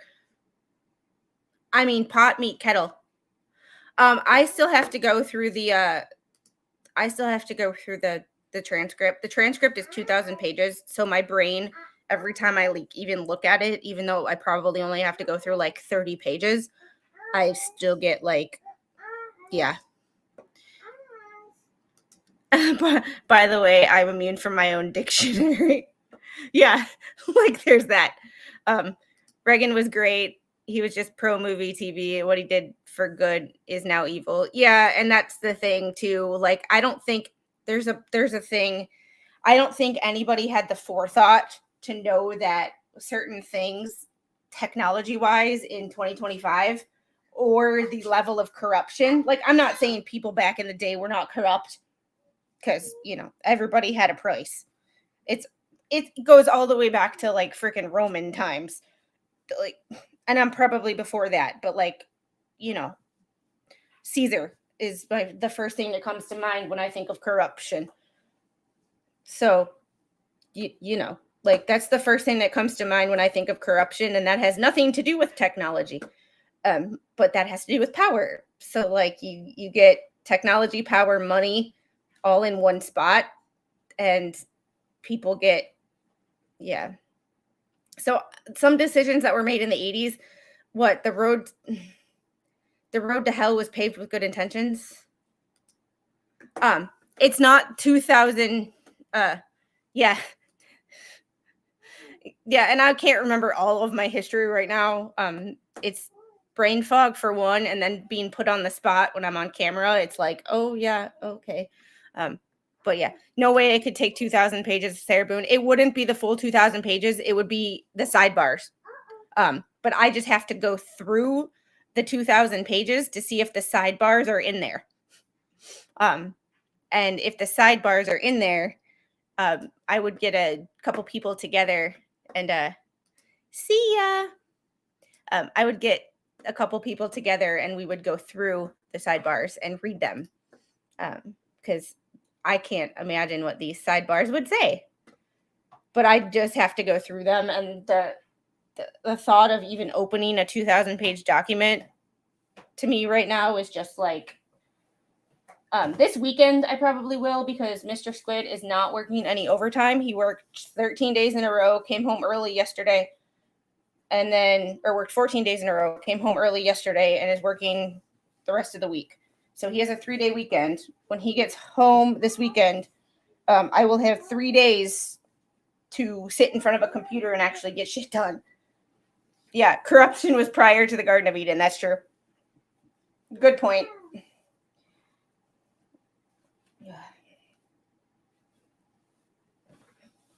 Sorry, and I appreciate you working with me. I am folding laundry, so this is what trial streams are good for. We talk, we chill out, we learn, we talk about judges and how much we hate certain people. And like CNN, even though CNN's a group of people, and I fold the overwhelming amount of laundry. Mr. Squid did laundry on Sunday before I got home. And I swear, I'm doing 3 loads of laundry today. And this is 2 days worth of laundry. Like, yeah. Yeah. But we are planning a trip to, we're planning a trip to take the little out of town to a water park in a couple weeks. And we need money to do that. So and we're trying to, since interest rates are unbelievably high, while our interest rate for our house is higher than, you know, maybe it will be in 6 months to a year from now, we are trying to pay more on our house than we should, that we have to try to not pay as much in interest over the course of our loan. So we are both busting our behinds to not spend as much money as we want to, put money towards that and work our butts off. So there will be more videos, more streams, things like that. So, and the judge is talking, but it's not, there's no sound right now. I will fast forward to where there's sound. So we're on a push to, nope, it's laundry. I'm just keeping the things that are not camera appropriate. Like, I don't want, you know, Mr. Squid's boxers or, you know, to be on camera, or his work shirts, because I don't want to advertise where he, you know, where he works. So I keep that stuff. I saw a flash fan. Thank you. I will look at the links probably I'll look at them now, but I'll probably like have a better look at them over the weekend. Properly exclude the testimony There of you a go. witness whose name has not been disclosed in accordance with the pretrial order. The discretion to do so must not be exercised blindly, however, and should be guided largely by determination as to whether the use of the undisclosed witness will prejudice the objecting party, in this case the defense. Prejudice in this sense refers to the surprise, in fact, of the objecting party and is not dependent on the adverse nature of the testimony. Basically, at the end of the consideration, the question the court should answer is whether use of the undisclosed witness will not substantially endanger the fairness of the proceeding. The pretrial order mandating disclosure should be modified and the witness should be allowed to testify. If the court determines that the use of the undisclosed witness will not substantially endanger the fairness of the proceeding, then the court should allow the witness to testify. I think the lack of compliance with the pretrial order in this case is the same as it relates to non-disclosure, non-exchange of the photograph prior to trial, or up until a week ago prior to trial, but was not in accordance with the pretrial order. Mr. Axelrod, you raised some arguments regarding prejudice and your inability to question Mr. Young about those, or that may have changed discovery you would have done in this case. The problem with that prejudicial argument is I didn't hear that there was a discovery request that hadn't been complied with where you asked for those types of things or it would have been disclosed. But had Mr. Friedman provided you the photographs 50 days before the pretrial conference, discovery was closed at that point in time. So questioning Mr. Young about it at a deposition or whatever, or doing additional discovery to go out and do something else or what have you, that wouldn't have been an availability to you at that point in time. So how it changes your analysis, I think, otherwise, or what you may have done or what you could have done, I think is completely speculative at this point in time without showing any real great undue prejudice. However, what I'm going to do is, I think a number of the photographs where they're duplicative, 1307.8 and 12, I think were two pictures of both him and his wife together, basically the same venue, same location. I think those are kind of duplicative or cumulative. The other inquiry has to be that the evidence would be relevant to the issues in the case. So what I'm going to allow you to do under that nature is, I know there will, well, I anticipate there will be testimony that relates to his relationship with his wife. He did testify about his dog being his best friend and spending time with the dog now. What I'll allow is one picture of his wife, the one picture of his dog, 307.5. If he wants it to be a photograph of him and his wife together, the 8 and 12, you pick one, that one or 16. I don't know what you intend to have him say about the Moscow picture, other than it's a picture of him in Moscow. Your Honor, we'll withdraw that one. It's okay. All right. And I know he talked about his relationship with his mother. I'll allow the picture of his mother. So that would be 307.18, 307.5. The picture of him in his uniforms and stuff like that, I'll exclude that. Him being a 5-year-old, I don't see the relevance to it. And then he could pick one of the 4 pictures of either his wife alone or him and his wife. Your Honor, so it's either the one of his wife alone or one of him and his wife together? Yeah. Okay. And then, so it's one with him and his wife, one with his mother.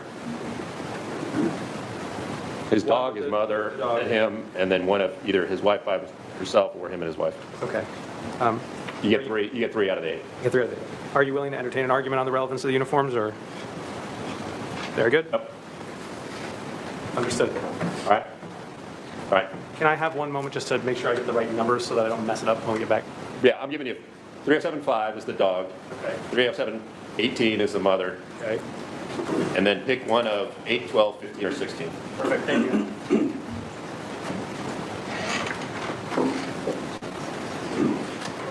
12, Your Honor. 12. All right.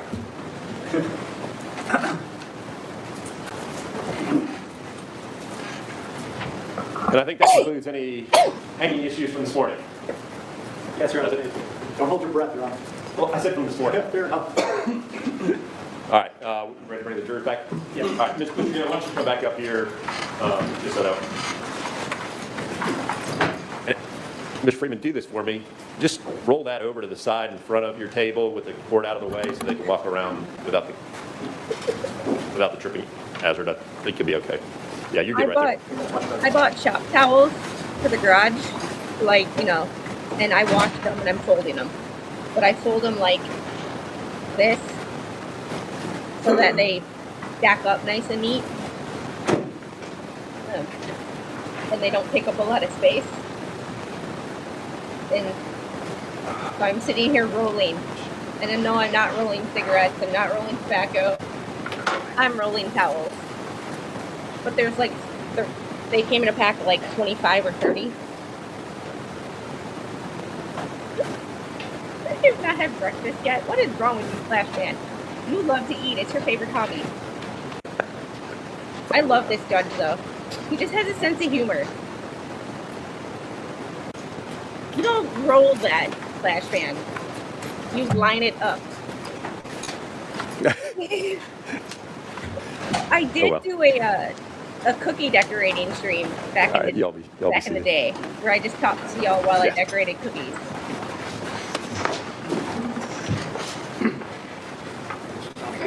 I hope everybody had a good lunch. You too. I'll let you settle in and get your notepads out. And Mr. Young, I'll remind you, you're still under oath from earlier. And just remind y'all have your phones off, and anybody in the gallery, make sure your phones are off, silence. Because if they go off, they are subject to being confiscated. Mr. Freeman. Thank you, Your Honor. Side note, my towels get folded differently based on what house I live in, because it's not about the way I fold towels, it's about what works best for the closet that the towels are stored in. Just a Yeah, before the break, we had tried to look at some pictures. Judge had to make some rulings. We're back now, so let's go back to some of those pictures we were talking about before. Corey, can you put up on a limited production for us 307.5? Your Honor, based on testimony provided earlier, plaintiffs offer 307.5 in evidence. No objection. Well, subject to your argument earlier. I'll overrule that and I'll admit 307.5. Thank you. All right, can we, Mr.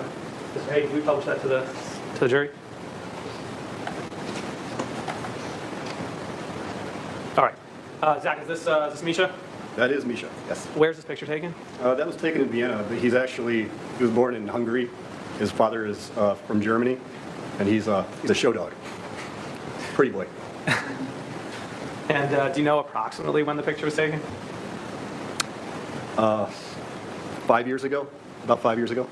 So it would have been 2020 or so? Yep, Okay. Before or after the CNN broadcast? before. Okay. Can we, Mr. Hay, can we go back to a limited production, and can we get 307.18 up? Oh, okay, there we go. All right, Mr. Zach, what are we looking at? That is a picture of me and my mom. You talked about your mother earlier. Your Honor, plaintiffs offer 307.18 into evidence. Subject to your same objection, I'll overrule that. I'll bid 307.18. Thank you, Mr. Hay. Can we go to the jury, please? And about how old are you here, Zach? It's hard to tell, but it was quite a while ago. I looked a lot younger. Is this pre or post Navy? This is post-Navy. Okay. look at that haircut. And Corey, it's a little dark for me. Can you zoom in a little bit so we can take a look? There we go. Do you know where you are, Zach? That I is in Colorado only Springs, where she still one lives. because they're small. And how old did you say she is now? Now she's 75. Okay. So she looks a bit older now, but she still gets around. All right. Thank you, Corey. And then, Ms. Wing, we go back to limited production. And can I get 307.12 up, Corey? What are we looking at, Mr. Young? That's a picture of my wife and I. Okay. Talked about it earlier. I did. What is her first name? Irina is her name. And, Your Honor, plaintiffs offer 307.12 in evidence. Subject to your same objection. Yes, Your Honor, thank you. I'll overrule the objection. I'll admit 307.12. All right. Ms. Hayden, can we go to the full jury now? Is this Irina? That's her. Where are you guys? We're in a place called Wienerwald, or the Wild Woods in Vienna. And do you know approximately the date this was taken? Sometime in 2019. Okay. Pre or post CNN publication? Pre. And Have you had another walk like this? No, that's the last time we've been there. The picture of your mom and you, I didn't ask this, but pre or post CNN publication? Pre. Okay. Thank you, Mr. Young. Corey, can we take it down? You don't have to forgive me. I'm going to go back and forth because I'm used. Okay. All right. We left off, you had left the agency.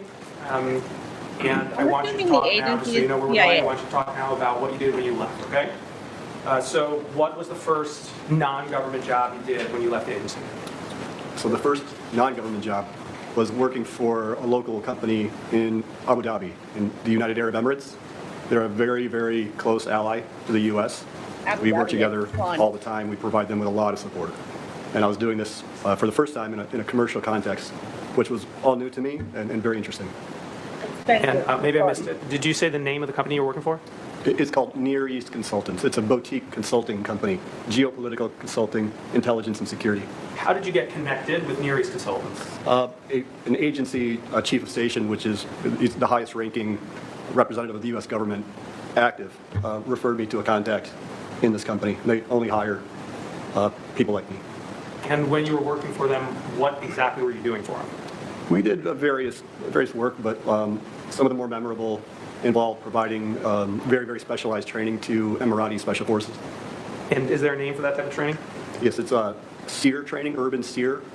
So this is survive, evade, resist, and escape.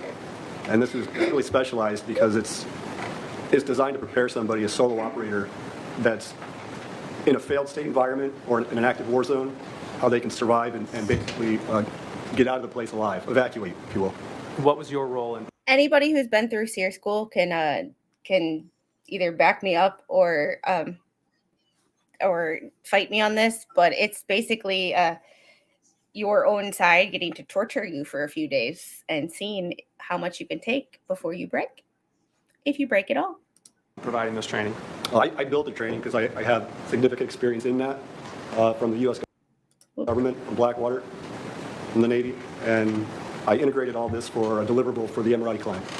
And you talked about how it's important to you to be a U.S. ally, but can you put a little bit more color on that? Why is it good for the allies to have this sort of training? I talked about that a bit earlier. So the U.S. government has limitations in how much support that we can provide directly, so they rely a lot on defense contractors, and everybody knows the big ones. Boeing, Lockheed Martin, we do aircrafts, munitions, all sorts of ballistic support, but this was much more refined. It was really my first experience in what was becoming a very new market focused on the intelligence space. That's something that hadn't been done before. It's on a very, very small scale. And then, did you ever do any kind of evacuation work for Near East Consultants? I did. So this was operational as opposed to training. There was a case where we had a client. I don't know who the client was. Need to know. I didn't need to know. But they had two other people who were British nationals who were being unlawfully held in India, in Mumbai. So I went to Mumbai by myself and put together a very sophisticated operational plan to get them out. Why were you able to go to Mumbai? But you had mentioned earlier, we had heard from Mr. Roche, there could be problems going to certain areas. Do you recall that? Yeah, I think you mentioned you might stick out like a sore thumb in certain areas. Well, certainly I stuck out like a sore thumb in Mumbai. A 6 foot tall white guy with red hair and blue eyes. I didn't blend in. But at the time, it wasn't really necessary for me to blend in because Mumbai is actually a very bustling capital with lots of expats, lots of international people. So I didn't stand out doing what I was doing, which was just putting together the plan. We call it casing, putting together the logistics of what was required to actually execute an evacuation. Did that evacuation for Near East Consultants, did it actually go through? No, it didn't. And I don't know the reasons why. The client decided to abort. Even if I could, I couldn't tell and you. I never had any feedback beyond that. Is that common in evacuations? I wouldn't say that it's common, but it happens. And, like I said earlier, you have to be flexible. And that was it. Okay, so when you were done working with Near East, or maybe, what did you do next? Let me put it that way. Sure. So the next thing I did, about the same time period, I wanted to continue to develop this professional network outside of the government with that strong U.S. relationship, U.S. government relationship. So I did some work for a company that had a project in Malta this time. This is a company called Frontier Services Group. If anyone's ever heard of Blackwater, the same people were involved in Frontier Services as Blackwater. And this was a little different, though. This was focused on developing a private air charter service in North Africa primarily in Libya. We did a lot of traditional charter work back and forth between Europe and Africa, North Africa. But we also did a lot of evacuation work, medical evacuations from Libya. And what was your role in these evacuations? Are you a doctor? Well, I was directing those types of operations, but I was also physically going into Libya and providing various services, including security for the movement. Can you talk about all the work you did for Frontier Services Group? Not all of it. Some of it was classified for the U.S. government. Okay, so after Near East and Frontier, what was next? The next one, so this is a common theme. I wanted to keep on building this network out. And the UAE is just a very, very active place for this kind of support from various companies. And this time I went back for a company called Arrow. There's no significance to the name, but the significance was the type of training that we were delivering to the Emirati SSD, which is it's an acronym for the State Security Directorate. And they're like a combination between our CIA and FBI, internal and external service. Okay, before I get into what you did for Arrow, tell me a little bit more about Arrow. Are they still called Arrow? No, I mean, that was a while ago.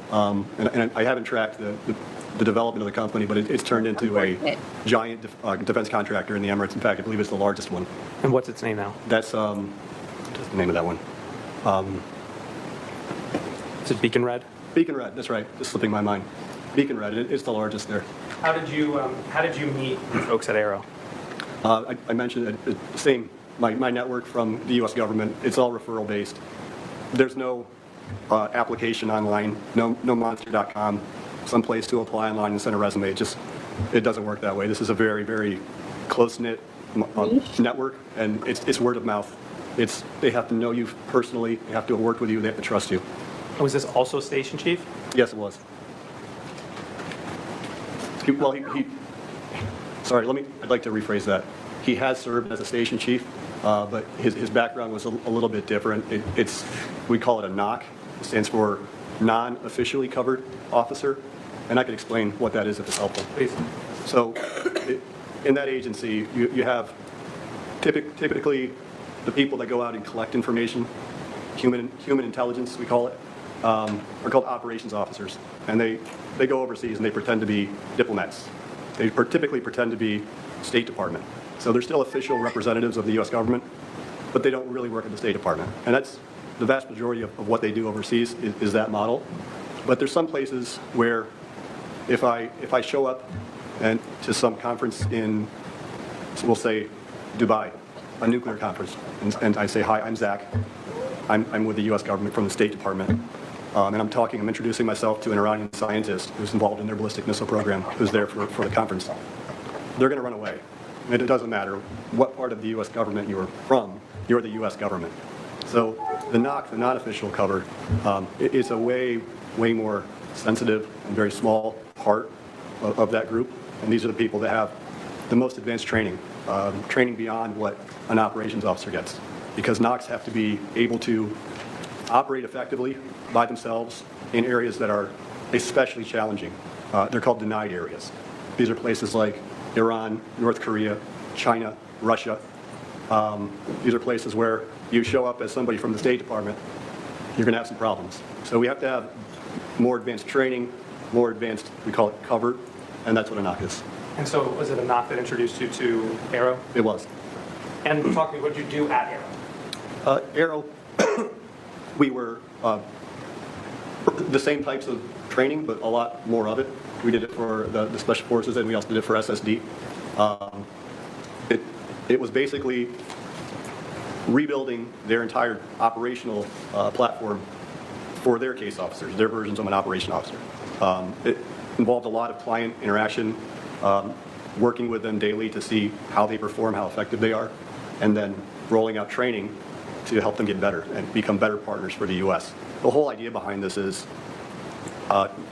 we want to help our partners, not our adversaries. Partners that we have common adversaries with. In this case, when we're talking about the UAE, the bad guys are Iran. They're our counterbalance, part of our counterbalance to Iran in the region. Iran is a very, very big adversary of the U.S. So we're trying to act as a force multiplier, but like in a commercial context, to help them operate better, safer, and more closely aligned with our values so they can be better partners for us. And it's a great relationship. And while you're in Arrow, let me ask a different question. Did you meet someone called Mark Sullivan? I did. I met Mark Sullivan while I was at Arrow. He was also part of that project. And did you work with him? I did. I worked with him, and we had a very good relationship. And Mark was, he was very impressed with what I brought to the table. Objection. He comes across as very believable. What did you do after Arrow? After Arrow, Mr. Sullivan, who was a very, very senior and well-regarded, highly regarded officer in an agency, introduced me to one of his contacts named John Keeley. And who is John Keeley? John Keeley is another former senior executive at a U.S. government agency who I can't speak for Mr. Keeley, but my impression was trusted him immensely, and that's essential in order to meet someone like Mr. Keeley and have any kind of credibility. You have to be recommended by someone else from the network. So that's how that happened. And are you able to talk about which agency Mr. Keeley worked for? I cannot, because it's classified. Did Mr. Keeley have any connections abroad? He did, and that was really the purpose of Mr. Sullivan introducing me to Mr. Keeley. Mr. Keeley had served in very, very senior, in fact, the most senior positions in Saudi Arabia for many years. So he had very good relationships there up to the highest levels, including the Crown Prince, which is the highest official in the country. So once you were introduced to Mr. Keeley by Mr. Sullivan, what did you do with Mr. Keeley? Mr. Keeley was very, very senior. I don't know how many years he'd been working for the government, but it was many. And he had the same feelings that there's a lot we can do to help our friends. Objection. Foundation, speculation. Hearsay. Sustain the objection. You can't talk about what other folks said to you. So, Okay. I don't know if you want to rephrase the question. Yeah. I can Move rephrase on to a it. different question.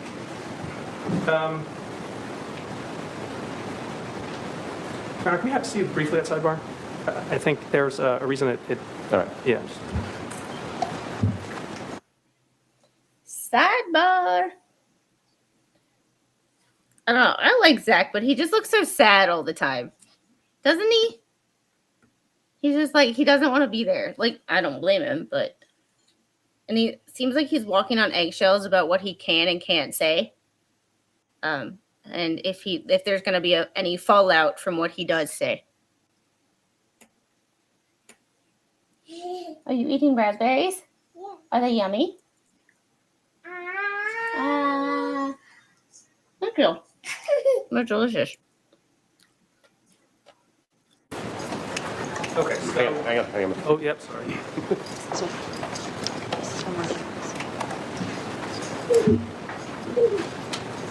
Wait, Mr.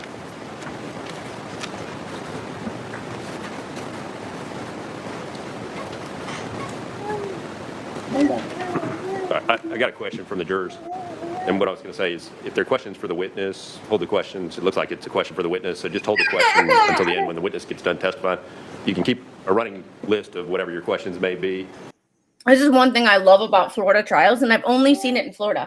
If y'all have seen it, come here. If y'all have seen it somewhere else, let me know. But Florida juries, sometimes the judges let them ask questions.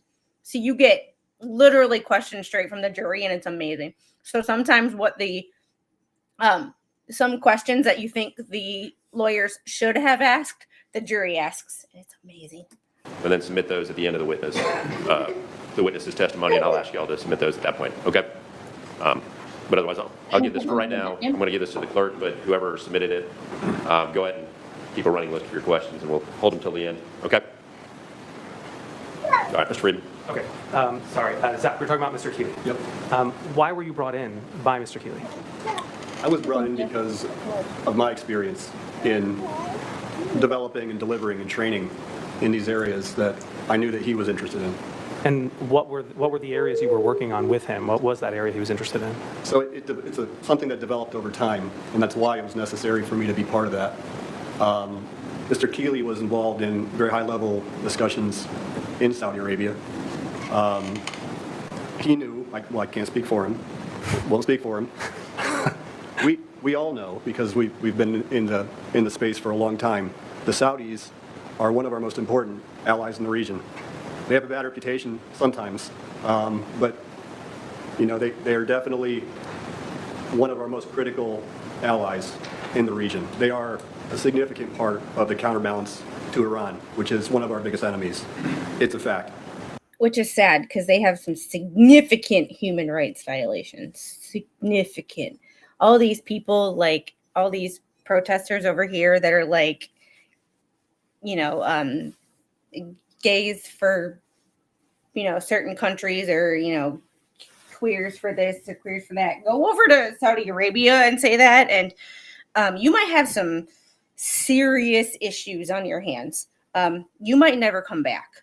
And that's a big issue. But it's one of those temperamental issues. And that's why if you don't know about international affairs, sometimes you just need to keep your mouth shut. Stop acting like an economist and a foreign affairs expert if you haven't even graduated high school yet. We've been working together with the Saudis, the government, for many, many years, usually in more traditional areas, giving them aircraft, equipment, weapons, aircraft, munitions, many decades. So this is not new in terms Thank you of for the one gifted the requirement to support our allies, Pro membership. like Saudi Arabia. But what John had in mind, what I had in mind, was, you know, helping people like John who were very senior, that had the relationships in these high places, high-level places, and help them refine those relationships to a point where we could really develop a contract, a plan, a proposal for something that they needed. But the problem with that is, if you ask a place like, as an example, in Saudi Arabia, their intelligence organization is called the GIP. It's the General Intelligence Protectorate. And they needed a lot of help, and they still do. Their idea of how to safely conduct intelligence operations outside their borders is very, very basic and ineffective. Their idea of doing this is go out and meet a contact, whoever you think that should be, and collect some information, whatever kind of information you think that the policymaker might be interested in. Write it down, if you can read and write, and then send it by fax back to the main office. And then from there, it gets printed out in paper and filed away in some repository and probably never seen again. This is the GIP does this? They do, yeah. So you were working with Mr. Keeley to make a proposal to the GIP, the Saudi Arabian CIA? I was, and And was it only Mr. Keeley? no, it wasn't only Mr. Keeley. This is the very beginning. I was also working with another legend in the community named Lance Hamilton. And Lance is, if you look for him online, and I'm not suggesting you do, but if you do, you can find him. He's out there, and he's a former officer. So his background is not classified. I can't speak for him. I don't know what parts are or are Okay, not. good point. Let me phrase it this way. Tell us what's publicly known about Mr. Hamilton. Publicly, I can tell you that he was a former chief of station in several overseas locations, and For which government agency? I can't name the agency. Okay. And did you work with Mr. Hamilton on this GIP-related project? That's right. I worked more with John Keeley because he's the one that had the personal relationships that were required. If you can't talk to the right people, it doesn't matter how great your project is. You need that entry at senior levels, and that's what John had. But what he didn't have, and what Lance didn't have, was the actual operational experience and the training experience. And they just didn't know how to do it. They'd been through it a long time ago, and things change. Technology changes. The CI, when I say CI, I mean counterintelligence. That means the local security services, the bad guys that are trying to find you, they change, their tactics change. So everything has to be modernized and kept up to speed. So go So ahead. you were able to do that because you were less senior to them. Is that what I'm understanding? I was less senior to these two, yes. And so, quantify for me, how often were you working with Keeley? How often were you working with Hamilton? Keeley was Thank you, Stats, for ensuring I don't work for minimum wage or free today. Love you guys. over a 2-year, so a contract doesn't just happen.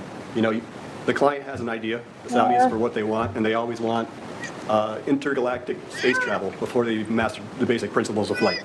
They always want the best, the fastest, the most expensive, and you have to have a lot of engagement to really understand what they want, what they think they want, and develop a program for what they really need, how to help them improve over a 2, 3, 5, 10-year period.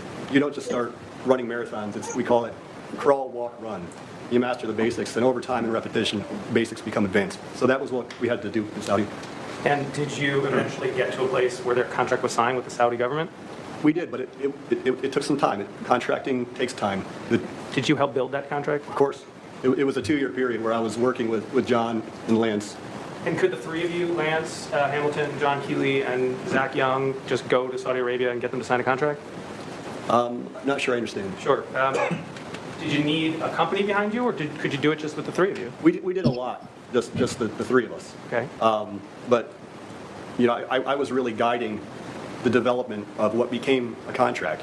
You can't just over an afternoon cobble out a contract based on requirements from a client that doesn't really understand what they need. There's a lot of interaction. In this case, it was 2 years. But after that 2-year period, we got to a point where we put together a contract that was realistic and that would have been the first of its kind. It was a contract to totally rebuild their security service from the ground up. And did you enlist anyone's help, and how much money was this contract for? So it was a 10-year program, and the first phase of it was 30 months, and that was $400 million. Okay, and it was $400 million to just the three of you? No, we brought other team members on as we need them. I mean, nobody does everything themselves, so they wanted everything. They wanted different types of collection methodology. They wanted security. They wanted analysts. They wanted lots and lots of things. And we had to go out and find all these things. Have you heard of a company called DynCorp? Yeah.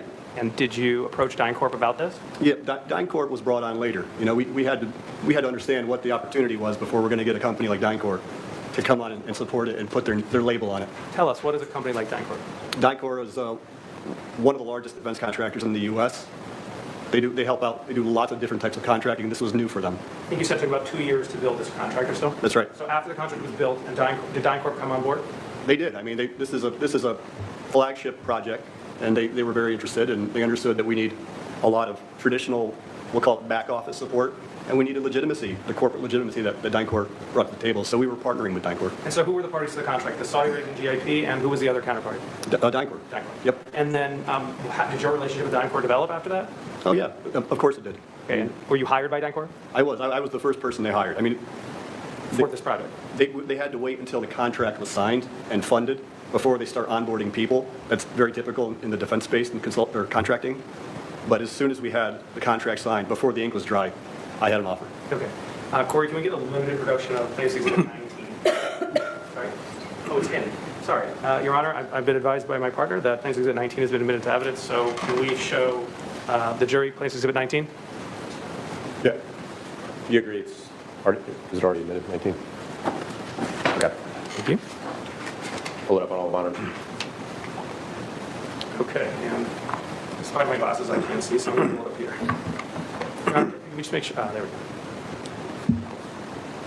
go. Okay. What are we looking at, Zach? What are we looking at? This is my contract with DynCorp. All right, so I see in the top, it says DynCorp International. And then it seems like it says you're being offered the position of Mentor 3. What is Mentor 3? Mentor 3 is just a job category with 3 levels, and 3 was the highest. Okay. And then it says you will report directly to Bill Purdy. Who's Bill Purdy? Bill Purdy, at the time, was the program manager for the Saudi program on the DynCorp side. It was their representative. Okay.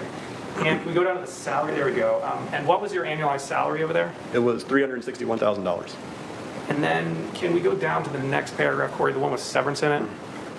And can you see 3 lines down, it says for reasons other than cause? Yep. Yeah, Corey will highlight it for you. And then Corey, can you highlight where it says for cause shall mean? It's right at the end of the line here. You can point out to you, it's over here, Corey. And then can you highlight number 2, engaging in any dishonest, unethical, immoral, or fraudulent conduct, or any gross misconduct which distress or harm, causes harm to the DynCorp International. And then 6. Ooh, reading failure to the comply with any applicable law. contract. Okay, Gotta page love 4. it. Zach, what do these clauses mean to you? This is a defense contractor that does a lot of sensitive work, so the reputations are very, very important for these big companies.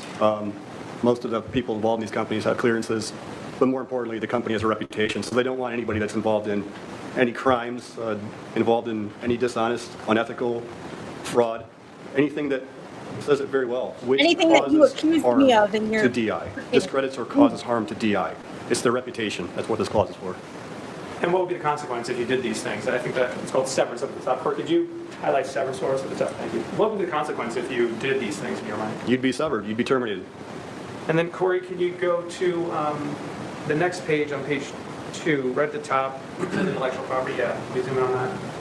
And then, just where it says training materials shall mean the full curriculum of written course instruction designed to impart operational tradecraft and/or clandestine intelligence collection concepts to trainees suitable for use by an external intelligence service. And then the representation here, where it says, you are the sole and exclusive inventor and owner. That's right. Okay, what's that about that?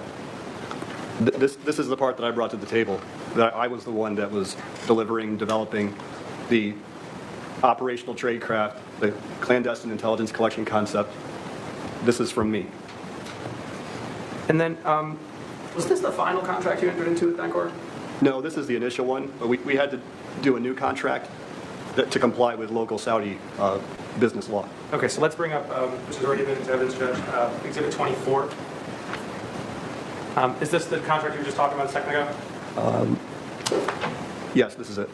All right, and Corey, the salary remained the same here?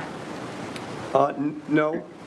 Well, the base salary is about the same. No, It might have this been off contract. by a few. I don't want to read that So contract, that's I don't the care. 10,000 for, Judge, sorry if I come up to the screen. That's the 10,000 paid bi-weekly, and then there's also, I think you told, is there also like a hazard pay provision or anything like that? So I can probably just explain it. That they had to, when they put people overseas in places like Saudi Arabia, as a policy, they have to include different type, they have to break out the pay into different categories, including like hazardous duty pay, cost of living allowance, things like that. Okay, so they dropped it and then upped it with hazard pay, so you were coming out about the same? It was about the same. Yep. Okay. Corey, can you go to page 3 for me? And can we bring up the part that says other requirements? And then here where it says that the employee acknowledges that his or her employment is contingent upon adherence to the employer's and client's code of ethics, business conduct, the employer's policy, procedures, ethics Good requirements. luck. Oh, here we go. And the host country law. And See that's that? too much See, fun. What did that mean to you, Zach? it's similar to the other clause where they have a reputation that they have to protect, and if you're involved in anything that could be interpreted as unethical business conduct or a violation of even host country law, then you're going to be fired. So Dunkirk was an American company, It was, but they required you to follow the law wherever you were? of course. Corey, can we go to page 1, 2, You 3, know, 4, human 5? trafficking is illegal Let's pretty go much to 12, everywhere. the conduct of employee. Yeah, perfect. Can you bring that up? So this section is titled Compliance with the Law. And it says the employee must comply with all laws and regulations of the host country, including but not limited to laws related to currency. Zach, can you read that first one there? This is black market.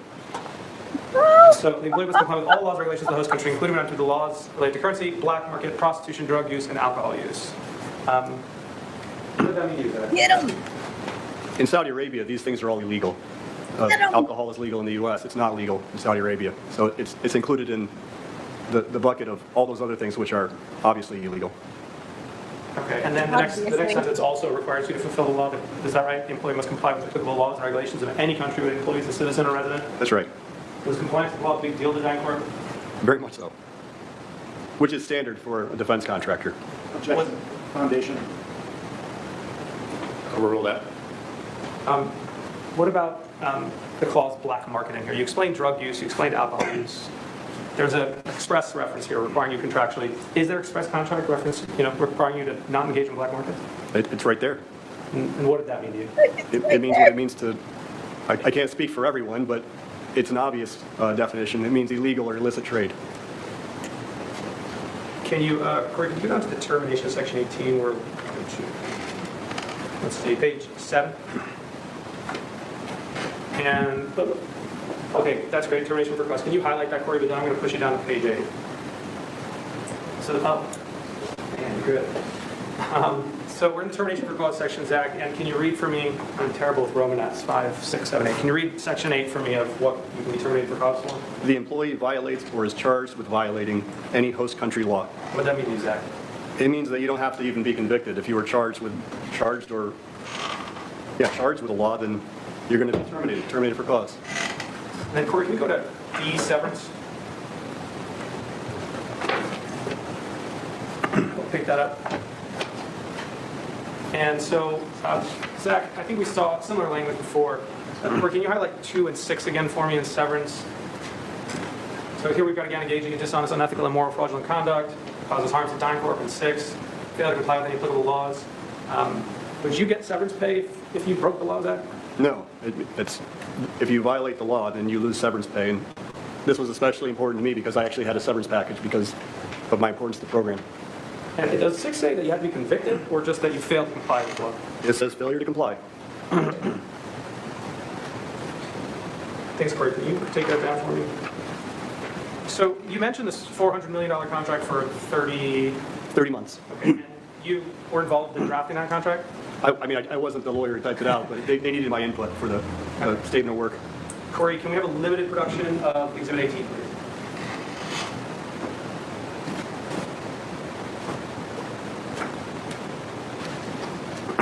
Is that the contract we're talking about? That is. Your Honor, plans offer Exhibit 18 to evidence? Objection relevance. It's not his contract. Cooperative.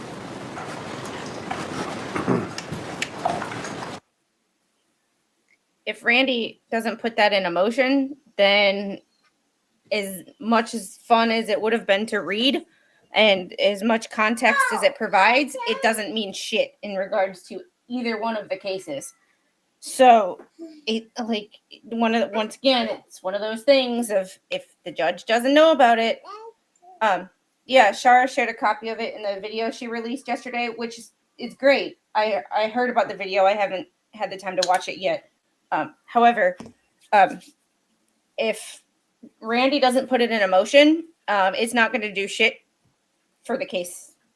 So, like, if Randy can find a way to put it in a motion, it's great. Other than that, it doesn't matter. It really doesn't matter because that when it comes to the case, it's only about what the judge sees. So, if he can find a way to get that into a motion, that'll be great and that'll be amazing. But if he doesn't put it in a motion, it doesn't matter about anything. So I think right now is about where we're going to call it a day on this sidebar. I have to not only put all these clothes away, fold the laundry in, I have to do some other stuff around the house, and I have to get a workout in because we're going on vacation in less than 2 weeks, and I have to wear a swimsuit, and now the diet is in full force. You can finally eat. What was stopping you from eating this whole time? Yeah, might end up in fed too, but it doesn't look all that important. Yeah, and that's the thing with me. Yeah, and that's the thing about how I'm covering the case. Yeah, it might be great and it might be like a bombshell and it might prove things, but if the judge doesn't see it, the jury will never see it, and you can't prove in a court of law that Bruce lied if that document never makes it in court. Yeah. The only thing giving the contract would do in the Hales case is to show that Bruce was not pro bono and lied to the court, which puts in everything he submitted. Yeah. And that would be important. And I think it's important to let the judge know that he lied. But us knowing that he lied and the judge knowing that he lied are two different things. Because remember, we read Opinion 478 of the American Bar Association's Judicial Ethics Committee. And they said in that it is prohibited for a judge to do outside influence or outside investigations, especially on people who the judge will be in charge of. So it's yeah, I'm sure it'll be presented in discovery. I'm sure since BBB was not pro bono for the first case, will go to show the conspiracy link. That's what I'm hoping for. But it's one of those things of like, we can all sit here and say, it's great, it's great, it's great, it's great. But if it doesn't end up in a motion, it ain't great. So when it ends up in a motion, great. But until it ends up in a motion, it's just another piece of okay. And that's kind of the attitude that I have. And honestly, I am in a thing where it's like I am like, if it ain't an emotion, I don't care. Like, I have kind of taken the attitude of the judge because I got too much else to focus on. I got this lawsuit. I got the Schultz stuff. I got the CASEP stuff. I got the federal judge in Wisconsin. I also have the DOJ threatening to arrest the governor of Wisconsin, which would be freaking amazing because I hate that dude with a passion. That's one of the reasons I moved out of Wisconsin. Or that's not the reason I moved out of Wisconsin, but that's one of the reasons it made it super easy to move out of Wisconsin. But, you know, it's one of those, how do you think I feel? You can't find my house on GPS. I have to do that with everything that delivers to my house except for UPS and the post office. They're the only people I don't have to explain where I live. Everybody else, it's like a hope and a prayer and pray they read my instructions and have some sort of reading comprehension. All right, y'all. I will see you on the next one. I have, you can see all my, oh, hold on. Let's see. All these towels. And there's some in this drawer right here. It's a thing. Angel, you want more lotion? Yeah. Okay, you can have just a little bit more. There's some here. It's bad. All right, y'all have a great day. Doesn't necessarily need to be an emotion to get introduced as evidence in the actual trial. Yes, that's true, but it does need to be in discovery, and it only got Stark signed. Yeah, and that could be an issue too, because if Bruce didn't sign it, then it could be Stark. It could be painted as Stark just being vengeful. Not to it does show he fabricated pro bono and is relevant to the sanctions argument. I would suppose it's probably going to be tough since magistrate said no more motions for a bit. Yeah, and we're coming up on that 30 days. So it should be soon. But anyway, I will see you guys later. I might stream this afternoon, probably not. If not, I will see you guys tomorrow morning. Topic is still up for debate. We might do the who's lying to us this week, or we might continue with this trial. I'm not sure. I have thoughts. I have a lot that I want to get to, but I feel like I'm drowning in content right now and don't even know where to start. So I want to finish what we've already started before I start new stuff. That way we don't get overwhelmed. Yeah, and CASEP is in court tomorrow. If his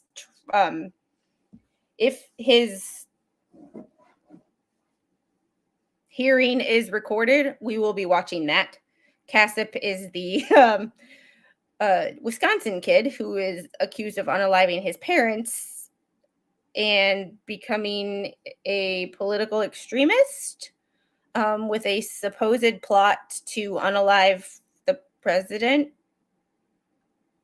because he is a white supremacist and the president is not a white supremacist enough for him. It's amazing how these people call the president a white supremacist, but true people who are white supremacists don't like the president. So make it make sense. This is what happens when you throw words around and they lose their actual meaning. It's whatever. Y'all have a great day. Let's see who I can redirect you to, because let's see who we can redirect to. Hi. Hello. We're gonna go to Mo in the Deep End is doing Karen Reed trial, and that fun show, the fun of a shit show. Y'all have a great day, and I will see you guys on the next one. Bye. You want to say bye?